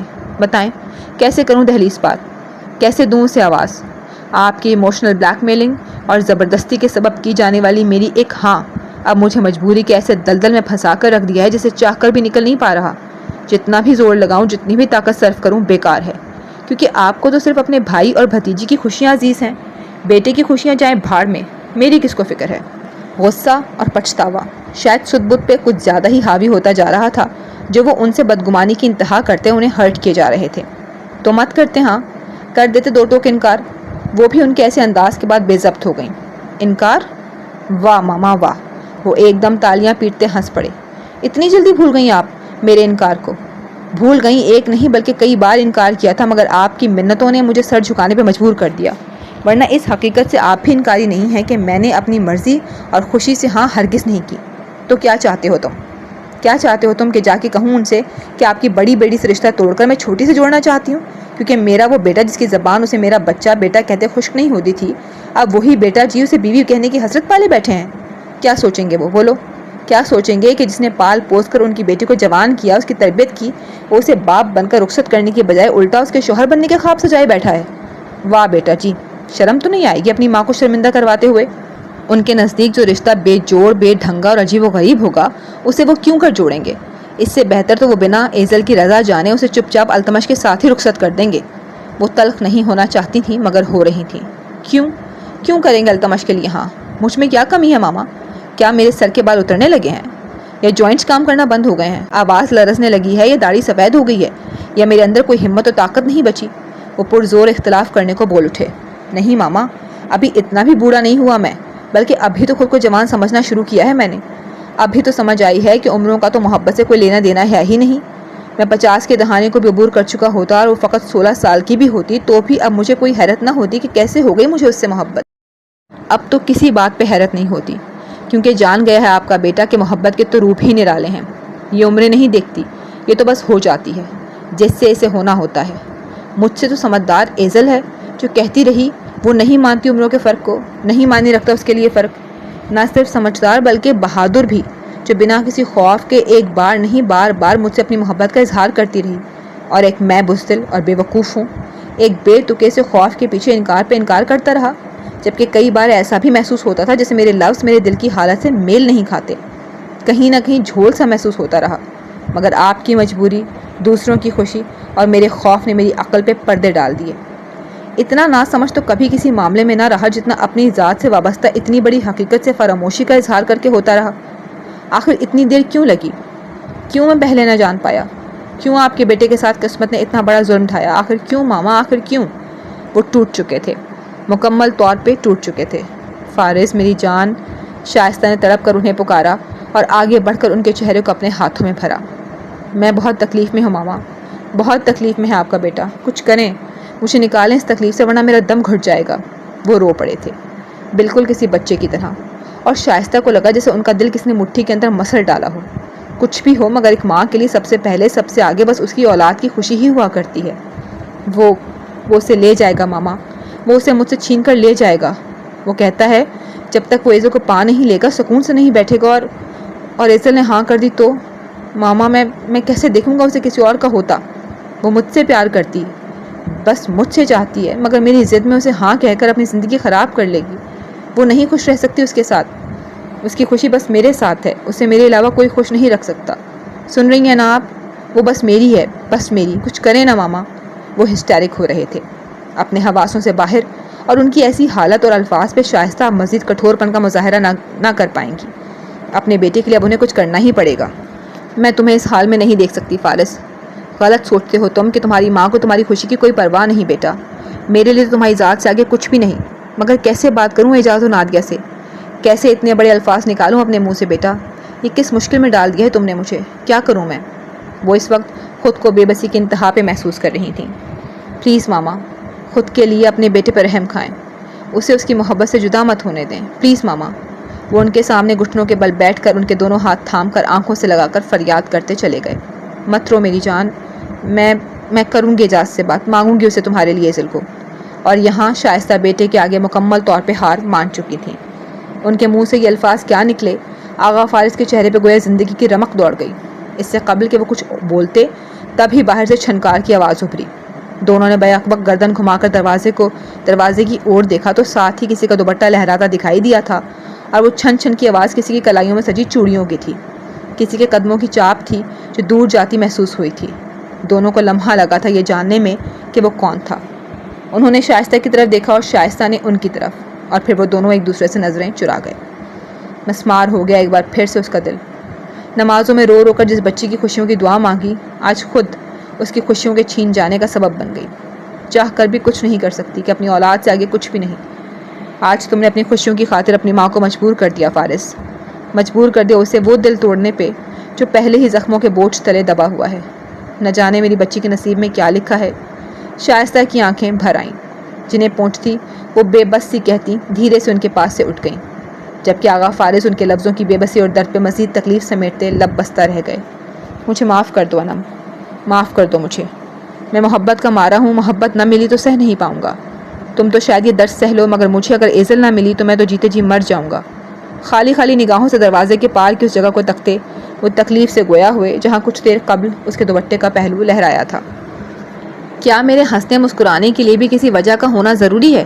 کیا میں اپنی امی جان کے ساتھ بلا وجہ ہنس نہیں سکتا؟ ناشتے کے دوران زرین نے حارث سے اچھے موڈ کا سبب دریافت کیا تو پھر یہ جواب ملا، کیوں نہیں بیٹا، مگر آج کل تمہاری ہنسی کہیں کھوسی گئی ہے، وجہ ہونے پر بھی نہیں ہنستے، تو تبھی میں نے سوچا کہ اب ہنسے ہو تو یہ ہنسی بلا وجہ تو نہیں ہوگی۔ جانتی ہوں کوئی تو بات ہے، مگر تمہارا جب دل مانے تب بتا دینا مجھے، تو بس تم ہنستے ہوئے چاہے پھر وجہ چاہے کوئی بھی ہو۔ زرین محبت پاش لہجے میں بولی، انہیں وجہ سے زیادہ بس بیٹے کی ہنسی سے غرض تھی۔ یہ ہوئی نا بات، اب ذرا اسی بات پہ مجھے بٹر پکڑا دیں، کیونکہ روکھا ٹوسٹ آپ کے بیٹے کے حلق سے نہیں اترے گا۔ اس نے بٹر مانگا تو زرین نے فوراً سے بٹر کا باؤل اسے تھمایا۔ حارث پہلے بھی ہنستا تھا مگر وہ ہنسی کھوکھلی ہوتی تھی، آنکھوں میں خالی پن سا ہوتا تھا، مگر آج زرین نے اس کی آنکھوں میں وہ خالی پن نہیں دیکھا تھا۔ ان کے دل نے اطلاع دی تھی کہ یہ ہنسی ان کے بیٹے کے دل سے نکلی ہے۔ وہ کتنی ہی دیر اسے پرسوچ نگاہوں سے تکتی رہیں۔ ان کا دل کہہ رہا تھا کہ حارث کا موڈ اچھا ہے، ایک بار اسے شادی کی بات کر کے دیکھو، اسے سمجھاؤ، شاید اس موڈ کے ساتھ سمجھ جائے، جبکہ دماغ کہہ رہا تھا کہ ایسی غلطی مت کرنا بیٹا، آج اگر ہنس ہی پڑا ہے تو اپنی ان باتوں سے اس کی ہنسی مت چھیننا، مت کرنا اس کا موڈ خراب۔ وہ شش و پیش میں مبتلا ہو چکی تھی۔ امی جان رک کیوں گئیں؟ کریں نا ناشتہ؟ انہیں کھانے سے ہاتھ روک کے اپنی طرف تختہ پا کر حارث نے انہیں مخاطب کیا تو وہ چونکیں۔ بیٹا تم سے ایک بات کرنا چاہتی ہوں اور امید کرتی ہوں کہ تم تحمل سے سنو گے، غور کرو گے، پھر ہی کوئی جواب دو گے، بیچ میں ٹوک کر غصہ نہیں کرو گے۔ زرین نے آخر بات کرنے کا فیصلہ کر ہی لیا۔ انہوں نے دیکھا وہ اپنا دوسرا ٹوسٹ اور چائے کا آدھا کپ بھی پی چکا ہے، یعنی وہ کم از کم بھوکے پیٹ اٹھ کر نہیں جائے گا، تب ہی بولنے کا فیصلہ کیا۔ یقیناً پھر سے وہی میری شادی والا ٹاپک شروع کرنے والی ہیں آپ؟ بنا غصہ کیے وہ پہلے ہی جانتا تحمل سے بولا، اس کے علاوہ اور ہے بھی کیا ایسا ضروری جس پہ بات کی جائے تم سے تمہاری زندگی کے اہم معاملے کی بات ہی کروں گی نا بیٹا۔ انوشے کی نسبت زرین نے اسے سمجھانے کے لیے بہت نرمی بھرا لہجہ اپنایا تھا۔ تو پھر میری زندگی کا یہ اہم معاملہ آپ مکمل طور پہ مجھ پہ ہی چھوڑ دیں، نمٹ جائے گا جلد یہ معاملہ بھی، آپ فکر نہ کریں۔ حیرت انگیز طور پہ اس نے غصہ نہیں کیا تھا، بلکہ اپنی بات سے انہیں کچھ حیرت میں ڈال گیا تھا۔ جلد ہی مطلب کیا وہ شادی کے لیے رضامند ہو گیا ہے یا کوئی اور پسند کر لی ہے؟ پہلا خیال انہیں یہی آیا۔ یہ مطلب میں آپ کو جلد سمجھا دوں گا امی جان۔ وہ بھی بتانے کے موڈ میں نہ تھا، ابھی تو خود امید کے سہارے بیٹھا ہوا تھا، چاہتا تھا کہ آغا فارس پہلے اپنے لیے بات کریں، اپنا معاملہ سلجھا لیں، پھر ہی وہ زرین کو کچھ بتائے۔ اپنے ساتھ ساتھ انہیں بھی امید تھما کر نہیں بیٹھ سکتا تھا، کیونکہ اگر یہ امید ٹوٹ جاتی تو اس کے ساتھ ساتھ انہیں بھی تکلیف ہوتی۔ ابھی بتانے میں کیا حرج ہے؟ کیا کوئی پسند آ گئی ہے؟ مگر وہ جاننا چاہتی تھی، آپ کو کیا لگتا ہے امی جان کہ اس کے سوا اب میری آنکھوں کو کوئی اور پسند آ سکتا ہے؟ اس نے الٹا ان سے استفسار کیا۔ تو پھر آخر کیا مطلب ہو تمہاری بات کا؟ وہ بات بلا مقصد تو نہ تھی، وہ جو کسی طور راضی نہ تھا شادی کے لیے، اب جلد اس پہ عمل کرنے کی بات کر رہا تھا، تو کوئی تو راہ نظر آ رہی تھی جس کے تحت ایسا کہا۔ بعد میں بتا دوں گا نا کہ کیا مطلب ہے، بس ابھی مت پوچھیں، اس نے گزارشانہ انداز میں کہا تو وہ چپ کر گئیں۔ کل انوشے کی طرف گئی تھی میں۔ کچھ پل خاموشی کی نظر ہوئے تو وہ دوبارہ گویا ہوئیں۔ اچھا کیسی ہے وہ؟ اور وہ میرا چھٹکو کیسا ہے؟ لے آتی ہوں اسے، اداس ہو گیا ہوں میں تو۔ چائے کا سپ بھرتے ہوئے اس نے بہن اور بھانجے کا حال دریافت کیا۔ ٹھیک ہیں دونوں، سعدی بھی تمہیں بہت یاد کر رہا تھا، میں لے آتی اگر جو ماں کے بغیر رہ لیتا۔ وہ ماں کے بغیر بھلا کہاں رہ سکتا تھا؟ تم خود لگا لینا چکر، مل آنا اس سے۔ کچھ جھجکتے ہوئے زرین نے یہ بات کہی۔ انوشے لگائے گی چکر تو مل لوں گا، ماں سے نظریں چراتے ہوئے جواب دیا گیا۔ میں جانتی ہوں حارث کہ تم وہاں جانے سے کیوں کتراتے ہو، مگر دیکھو بیٹا وہ تمہاری بہن کا سسرال ہے، سال ہونے کو ہے تم نے وہاں قدم نہیں رکھا، کیا سوچتے ہوں گے وہ کہ اتنا عرصہ ہوا بھائی بہن سے ایک بار بھی ملنے نہیں آیا؟ ایسے اچھا تو نہیں لگتا نا۔ بیٹی کے سسرال کا معاملہ تھا، ماں کو بیٹی کی وجہ کو تھوڑا نظر انداز تو کرنا ہی تھا۔ جب آپ کی بیٹی کا شوہر میری مجبوری کو سمجھتا ہے تو باقی گھر والوں کی سوچ سے آپ کو فرق نہیں پڑنا چاہیے۔ آپ مل آتی ہیں یہی کافی ہے۔ وہ باقی گھر والوں کے لیے لہجے میں ناگواریت لیے بولا۔ اور رہی میرے ملنے کی بات، تو اگر انوشے آتی جاتی نہ رہتی تو شاید میں مل آیا کرتا، مگر یہ اچھا ہے کہ وہ کچھ وقت بعد ہی چکر لگا جاتی ہے، پتہ ہے نا اسے کہ میں شادی سے اداس ہو جاتا ہوں۔ خیر وہ مجھے یاد کر رہا تھا تو ایسا کرتا ہوں اس سے فون پہ بات کر لیتا ہوں۔ چائے کا آخری گھونٹ بھی بھرتے ہوئے اس نے اس بات کو یہیں ختم کر کے اٹھنا چاہا۔ ابھی بیٹھو حارث، ایک اور بات کرنی ہے تم سے۔ مگر زرین نے جلدی سے روک لیا۔ جی کہیے۔ اسے بالکل اندازہ نہ تھا کہ وہ کس بارے میں بات کرنے والی ہیں، کیونکہ شادی کا ٹاپک تو وہ بند کروا چکا تھا۔ ابھی تمہیں بتا رہی تھی نا کہ کل گئی تھی انوشے کی طرف، تو اس کے ساس سسر نے پھر مجھ سے تمہارے اور شہزین کے رشتے کی بات کی، تو وہ کب سے یہ بات کرنا چاہ رہی تھیں۔ اف، کس قدر ڈھیٹ لوگ ہیں یہ۔ آپ نے کیا جواب دیا پھر؟ پہلا جملہ بڑبڑاہٹ کی نظر اس نے زرین سے ان کا جواب طلب کیا۔ میں نے کہا کہ انہوں نے لہجے بھر کا توقف کیا کہ میں کروں گی حارث سے بات۔ واٹ؟ ان کی بات ابھی مکمل ہوئی ہی تھی کہ وہ حیرتاً چلا اٹھا۔ آپ نے یہ کہا ان سے؟ سیریسلی امی جان؟ حیرت برقرار تھی۔ جب آپ کو پتا ہے کہ میں کسی بھی صورت اس واہیات اور بگڑی ہوئی لڑکی سے شادی نہیں کروں گا تو پھر سیدھا سیدھا انکار کیوں نہ کیا؟ وہ تپ اٹھا۔ ہمارے انکار کی کوئی ویلیو ہے ہی نہیں ان کی نظر میں، تو کرنے کا فائدہ؟ زرین یہ بات تو ٹھیک بولی تھی۔ امید دلانے کا بھی کیا فائدہ امی جان، جب آپ کو پتا ہے کہ یہ امید میں پوری نہیں ہونے دوں گا بلکہ ہر بار ٹوٹے گی ہی۔ وہ بھی اپنے فیصلے کو لے کر اٹل رہا۔ تو اس بار مت توڑو نا، میں کہتی ہوں بیٹا کچھ نہیں ہوتا، کر دو ہاں۔ یہ الفاظ زرین کی زبان سے نکلنے کی دیر تھی کہ وہ تحیر زدہ صورت لیے اٹھ کھڑا ہوا۔ کیا کہا آپ نے؟ آخر آپ کیسے مجھے اس لڑکی کے لیے مان جانے کو کہہ سکتی ہیں جس کے چھچھور پن کا آپ کو بخوبی اندازہ ہے؟ اچھی طرح جانتی ہیں کہ مجھے ایسی لڑکیاں بالکل پسند نہیں، پھر بھی؟ وہ استحجاب سے بھرپور لہجہ لیے بولا۔ وہ تم سے محبت کرتی ہے حارث، پچھلے 1-1.5 سال سے تمہارے پیچھے دیوانی ہوئی پڑی ہے، نہ وہ ہار مان رہی ہے نہ اس کے گھر والے۔ اب تو میں بھی ہار ماننے لگی ہوں۔ سوچتی ہوں کہ محبت کرتی ہے تم سے تو دھیرے دھیرے تمہارا سب کہا بھی ماننے لگے گی۔ تم جس طرح چاہو اسے اپنے رنگ میں ڈھال سکتے ہو۔ ہاں تھوڑی بولڈ ہے، مگر تم پیار محبت سے اسے سمجھاؤ گے تو سمجھ جائے گی۔ شادی کے بعد ویسے بھی لڑکیاں پہلی سی نہیں رہتی، اور وہ تو پھر بھی چاہتی ہے تمہیں، تو تمہارے مطابق چلنے کی کوشش کر لے گی۔ بس تم اب مان جاؤ اور مت لٹکاؤ اس رشتے کو۔ شہزین کے ماں باپ نے نہ جانے کس طریقے سے بات کی تھی کہ زرین کا مائنڈ بن چکا تھا شہزین کے لیے، یا پھر وہ بھی ان کے بار بار کے اصرار پہ تنگ آ چکی تھی۔ شہزین انہیں بھی کچھ خاص پسند نہ تھی، مگر وہ جو باتیں حارث کو سمجھا رہی تھیں کہ انہی کی امید میں اسے اپنی بہو بنانے کے لیے راضی ہو گئی تھی۔ پہلی بات تو یہ کہ وہ مجھ سے محبت نہیں کرتی، بس مجھے پانے کی ضد لگائے بیٹھی ہے، اور دوسری اور سب سے بڑی بات کہ یہ آپ کی بھول ہے کہ وہ عورت خود کو میرے لیے بدلے گی۔ وہ ایسا کبھی نہیں کرے گی امی جان۔ ایسی عورتیں اپنی محبت کی قربانی دے سکتی ہیں مگر اپنے آپ میں بدلاؤ پیدا کرنے کو راضی نہیں ہو سکتی، اور شہزین تو بالکل نہیں۔ وہ تلخی بھرے لہجے میں گویا ہوا۔ اتنی بدگمانی بھی اچھی نہیں۔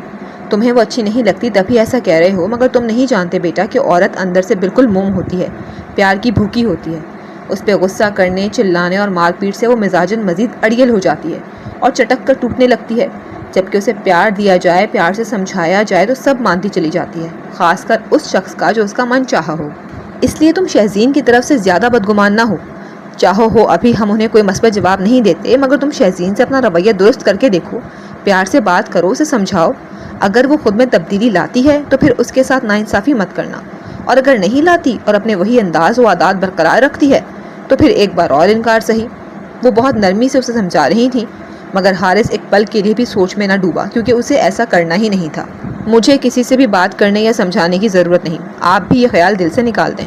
ان کی پوری بات تحمل سے سننے کے بعد جواب پھر بھی انکار کی صورت میں دیا۔ جب وہ انم کو پانے کی ایک نئی امید لگائے بیٹھا تھا تو پھر کیوں شہزین سے کوئی ناطہ جوڑنے کا سوچتا؟ ہاں اگر یہ امید نہ دلائی گئی ہوتی تو زرین کے اس سمجھانے پہ ممکن تھا کہ وہ یہ کوشش کر بھی لیتا، مجبوراً ہی صحیح، مگر اس سے اپنا رویہ صحیح کر کے اسے سمجھانے کی کوشش کر لیتا، مگر اب ایسا کچھ نہیں کرنا چاہتا تھا۔ اب چھوڑ بھی دو اپنی ضد، کم از کم صرف ایک کوشش کر کے تو آپ ناشتہ مکمل کریں، میں کچھ دیر سادی سے ویڈیو کال پہ بات کر لوں۔ وہ سمجھانے کی مزید صحیح کرنے کو تھیں جب وہ انہیں ٹوکتا وہاں سے چلا گیا۔ نہ جانے اتنا ضدی کیوں ہو گیا ہے، یہ ساری زندگی کنوارا ہی بیٹھا رہے گا کیا؟ اور یہ جلدی معاملہ نمٹ جانے والا کیا چکر ہے؟ کھل کے بتا کے بھی نہیں گیا، کیا بنے گا اس کا اگر میں نہ رہی؟ اس سوچ کے پیچھے ماؤں کو بیٹوں کی فکر ہوتی ہے، جبکہ مجھے اس کی ہے۔ ناشتے کے برتن اٹھاتی کھٹ پٹ کیے وہ ساتھ بڑبڑاتی رہیں۔ بس اب کچھ ہی دنوں کی بات ہے ایزل میری جان، پھر میں تمہارے نام کے ساتھ اپنا نام جوڑ کر اپنی سب سے بڑی خوشی یعنی تمہیں حاصل کر لوں گا۔ یہ نہیں تو کم از کم تمہیں اپنے نام کی انگوٹھی ضرور پہنا دوں گا۔ بیڈ پہ دراز، آدھی ٹانگیں نیچے لٹکائے، ایک ہاتھ کا تکیہ بنائے جبکہ دوسرے میں پکڑے موبائل میں ایزل کی تصویر نکالے، وہ اس سے محو گفتگو تھا۔ نرمین اور مکرم کو افراتفری مچا کر وہ ایزل کی طرف بھیج چکا تھا، جبکہ رانیہ نے جانے سے صاف صاف انکار کر دیا تھا۔ وہ لوگ وہاں موجود تھے اور وہ یہاں اپنی امٹ کر آتی خوشی لیے ایزل کی تصویر سے باتیں کرنے میں مصروف تھا۔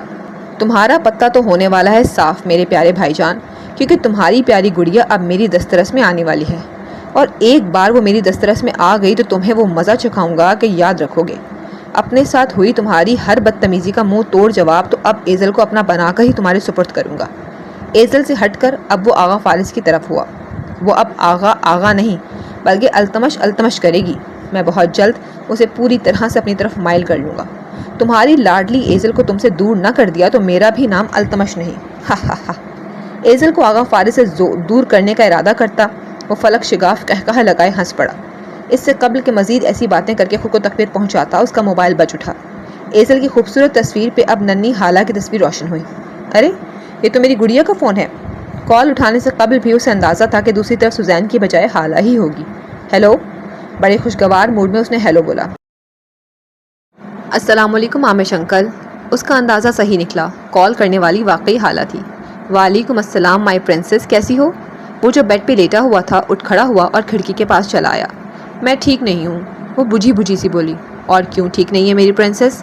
پردے گراتے ہوئے اس نے باہر ہوتی ہلکی ہلکی برکھا کا نظارہ کرتے ہوئے پوچھا۔ کیونکہ آپ نے اتنے دنوں سے نہ مجھے کال کی نہ مجھ سے ملنے آئے، میں سخت خفا ہوں آپ سے۔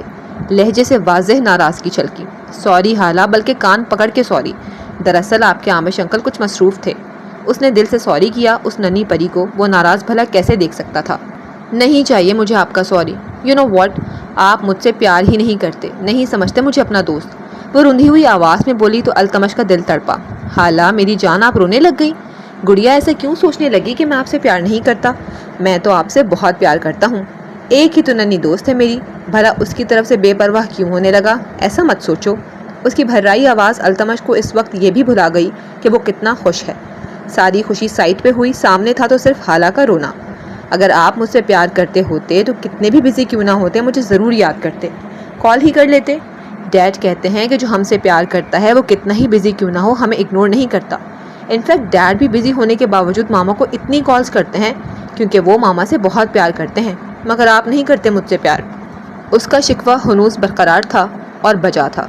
التمش چند ثانیے کو اس کی باتوں میں خاموشی اختیار کر گیا کیونکہ شرمندہ تھا۔ اس نے ایسا ہی تو کیا تھا، حالہ سے پیار کے دعوے کرتا تھا مگر اپنی پریشانی میں اسے تو جیسے بھول ہی گیا تھا۔ مگر یہ تو اس کا دل ہی جانتا تھا کہ وہ اسے وقتی طور پہ نظر انداز تو کر دے مگر اسے بھول کبھی نہیں سکتا، کیونکہ حالہ اس کی زندگی میں آنے والی پہلی ننھی دوست تھی جس کے ساتھ سے اس نے ہر بار صرف خوشی ہی محسوس کی تھی۔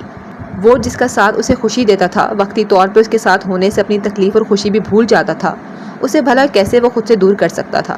مگر یہ سچ تھا ان گزرے دنوں میں اسے خود سے دور نہ سہی مگر خود اس سے دور ضرور ہو گیا تھا، اور اب اپنی اس دوری کے شکوے پہ وہ اس کے آگے شرمندہ ہو رہا تھا۔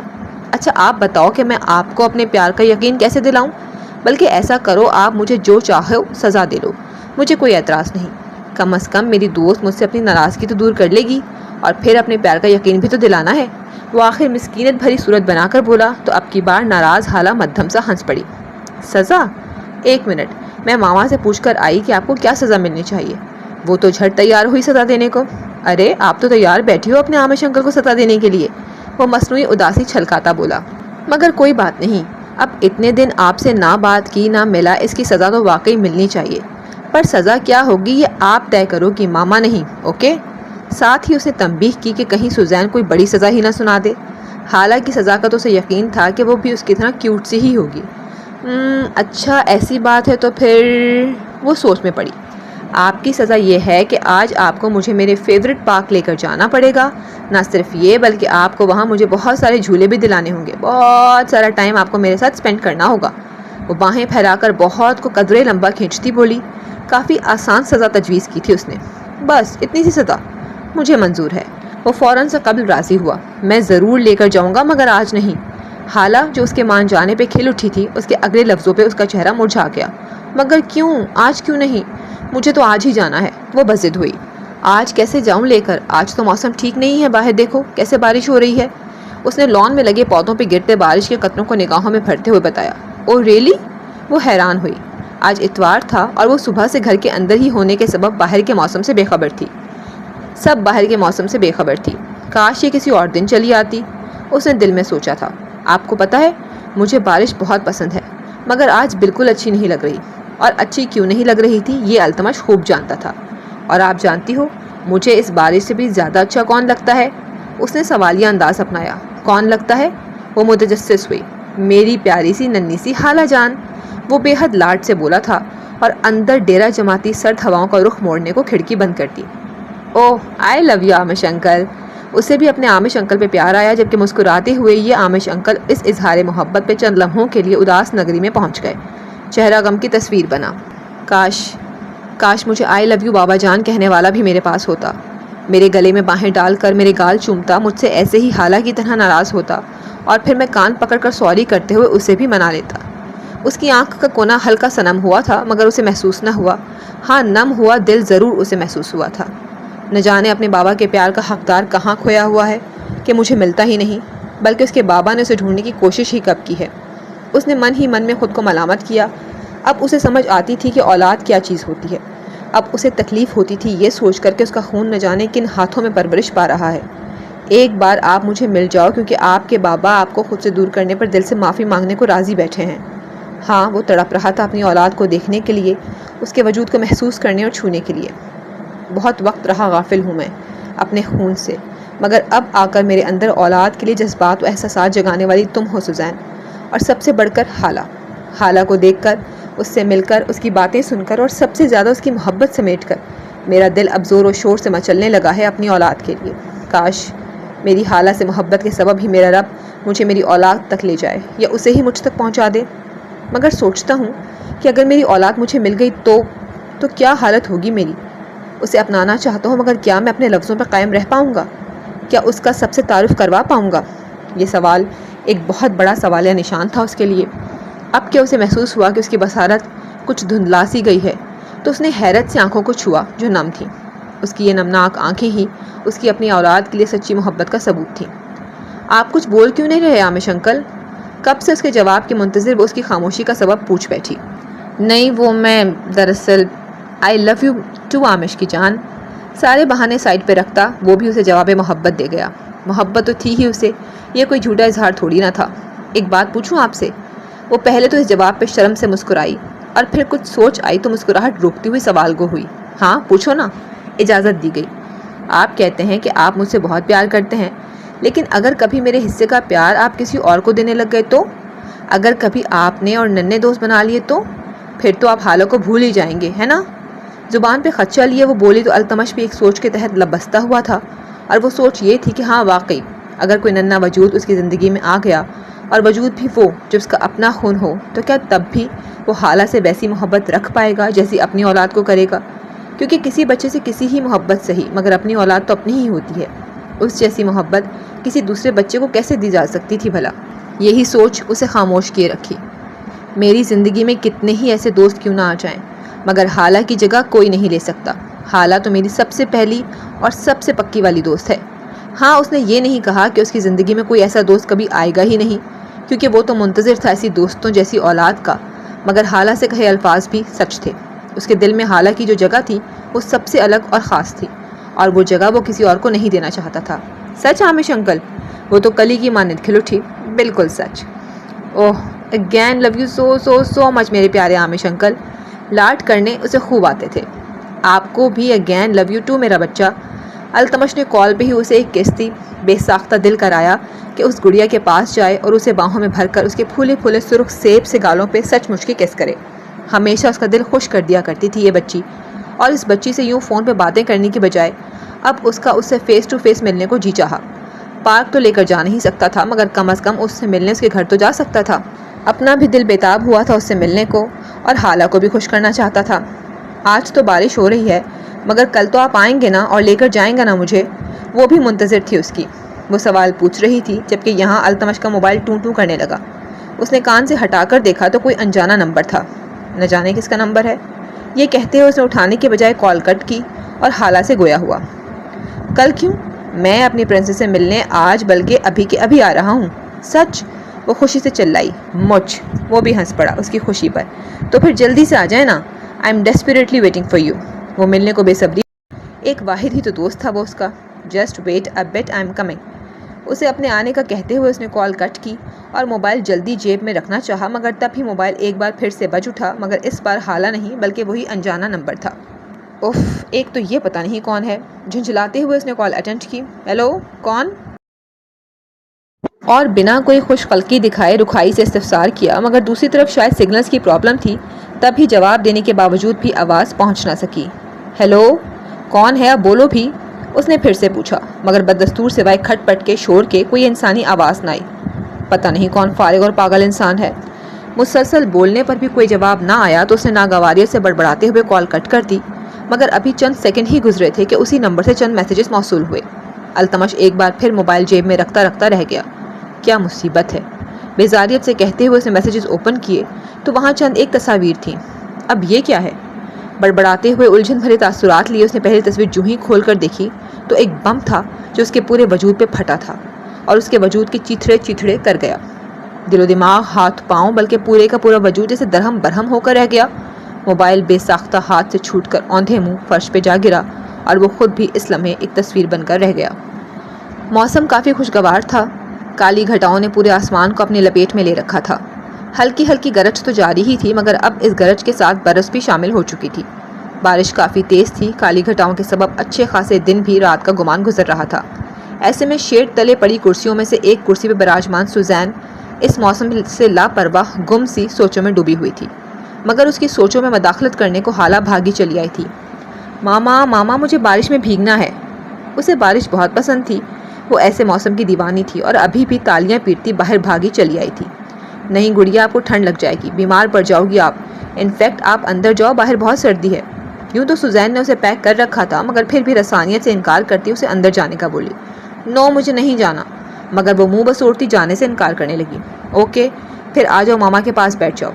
اپنی اس بھولی گڑیا کا پھولا ہوا چہرہ دیکھ کر سوزین کو بہت پیار آتا تھا۔ مگر ماما مجھے، میری جان، ماما بلا وجہ تو منع نہیں کر رہی نا؟ ابھی موسم اچھا نہیں ہے، بہت ٹھنڈ ہے۔ سمر میں آپ خوب بھیگنا، تب ماما منع نہیں کریں گی، اوکے؟ وہ پھر سے ضد کرنے کو تھی۔ جب سوزین نے اسے پیار سے سمجھا دیا تو وہ مایوس ہوتی اس کے پاس چلی آئی۔ اوکے، اور اسی ڈھیلے منہ کے ساتھ بولی، ماما آپ نے کہا کہ موسم اچھا نہیں ہے، تو پھر ڈیڈ گھر کیسے آئیں گے؟ آپ کو پتہ ہے مجھے نانی نے سٹوری سنائی تھی کہ ایک لڑکی ایسے موسم میں گھر سے باہر نکلی تو اسے ایک ڈینجرس آدمی اٹھا کر لے گیا۔ وہ اپنے مخصوص بھولے پن سے گویا ہوئی تو سوزین کے لب مسکرانے کی بجائے آپس میں جڑے رہ گئے۔ حالانکہ کہانی سے اسے اپنی کہانی یاد آ گئی تھی۔ وہ بھی ایسا ہی ایک روز تھا، دن میں گزرتے رات کے گمان جیسا، کالی گھٹائیں اور تیز طوفان جیسا۔ وہ دن کیا یاد آیا، اس کی روح کام کر رہ گئی۔ بیٹا، وہ کوئی چھوٹے بچے تو نہیں ہے نا جو انہیں کوئی اٹھا کر لے جائے؟ سوزین نے ان خوفناک یادوں سے نکلتے ہوئے اسے سمجھایا۔ آج سنڈے تھا، آفس سے آف تھا، مگر آرام کرنے کی بجائے ارحم ایک ضروری کام سے آج بھی باہر ہی نکلا ہوا تھا۔ پھر تو آمش انکل کو بھی کوئی نہیں اٹھا پائے گا، مگر وہ ابھی تک آئی کیوں نہیں؟ ہاتھوں کا پیالہ بناتی وہ اس کی منتظر سوزین کے برابر ہی کرسی پہ براجمان ہو گئی۔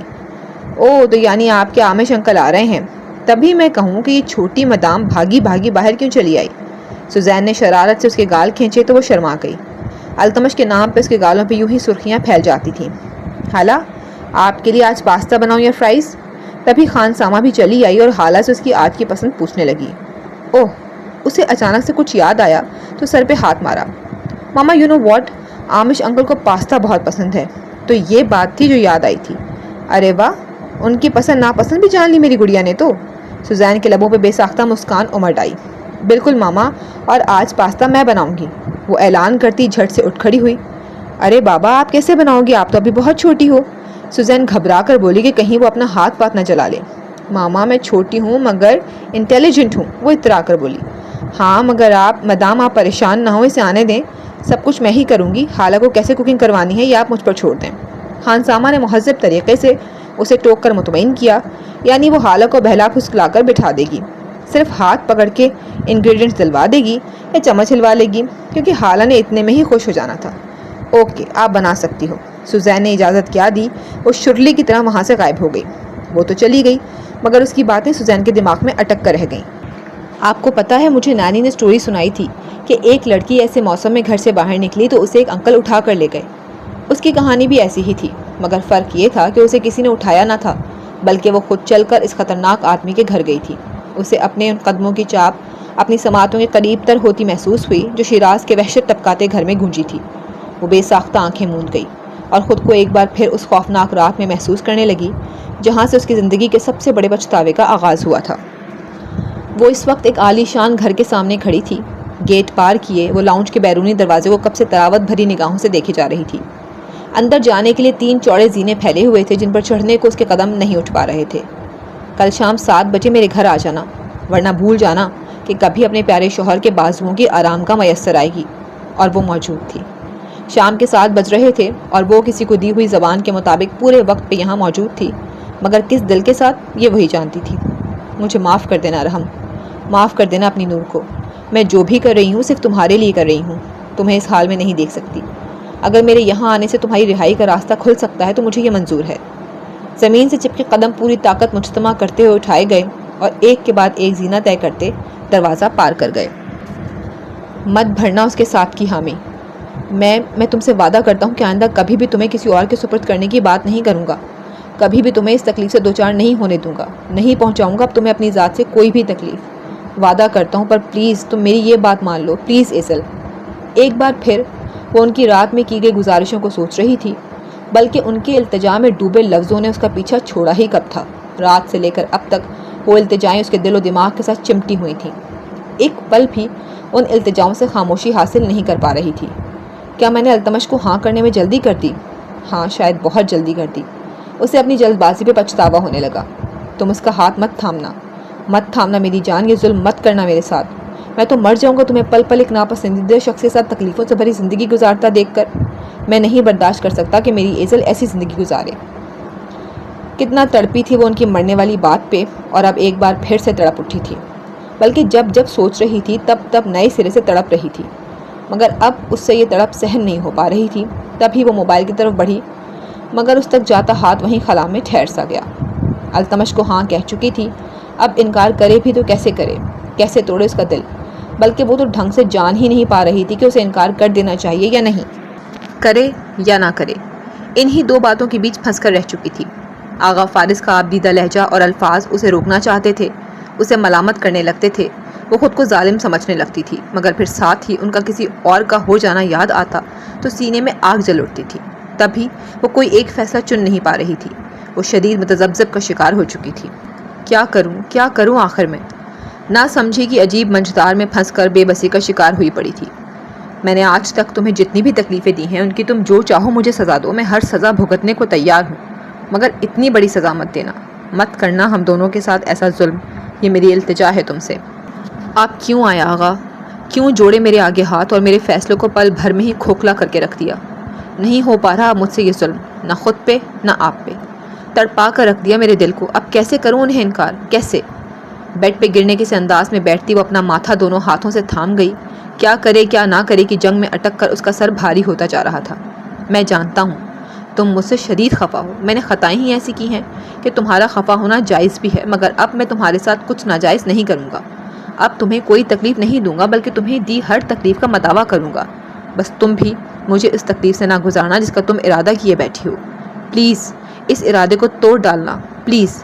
تمہارے آغا تم سے بہت پیار کرتے ہیں ایزل، اس دنیا میں سب سے زیادہ وہ تمہیں چاہتے ہیں، تم انہیں جو تکلیف بھی دینا چاہو انہیں منظور ہے، جی جان سے منظور ہے، مگر میری جان، میری گڑیا، پلیز انہیں یہ تکلیف مت دینا۔ وہ ان کی آخری التجا تھی جس کے ساتھ ان کا اس پر جھکتے ہوئے کندھے پہ اپنا محبت بھرا دہکتا لمس چھوڑنا بھی اسے یاد آیا۔ تمہیں میرے ان جڑے ہاتھوں کا واسطہ ہے ایزل، اسے انکار کر دو، خدا کے لیے انکار کر دو۔ اور یہاں وہ ہار مان گئی، مکمل طرح سے ہار مان گئی، اور اب کی بار موبائل کی طرف جاتا ہاتھ خلا میں نہیں ٹھہرا تھا۔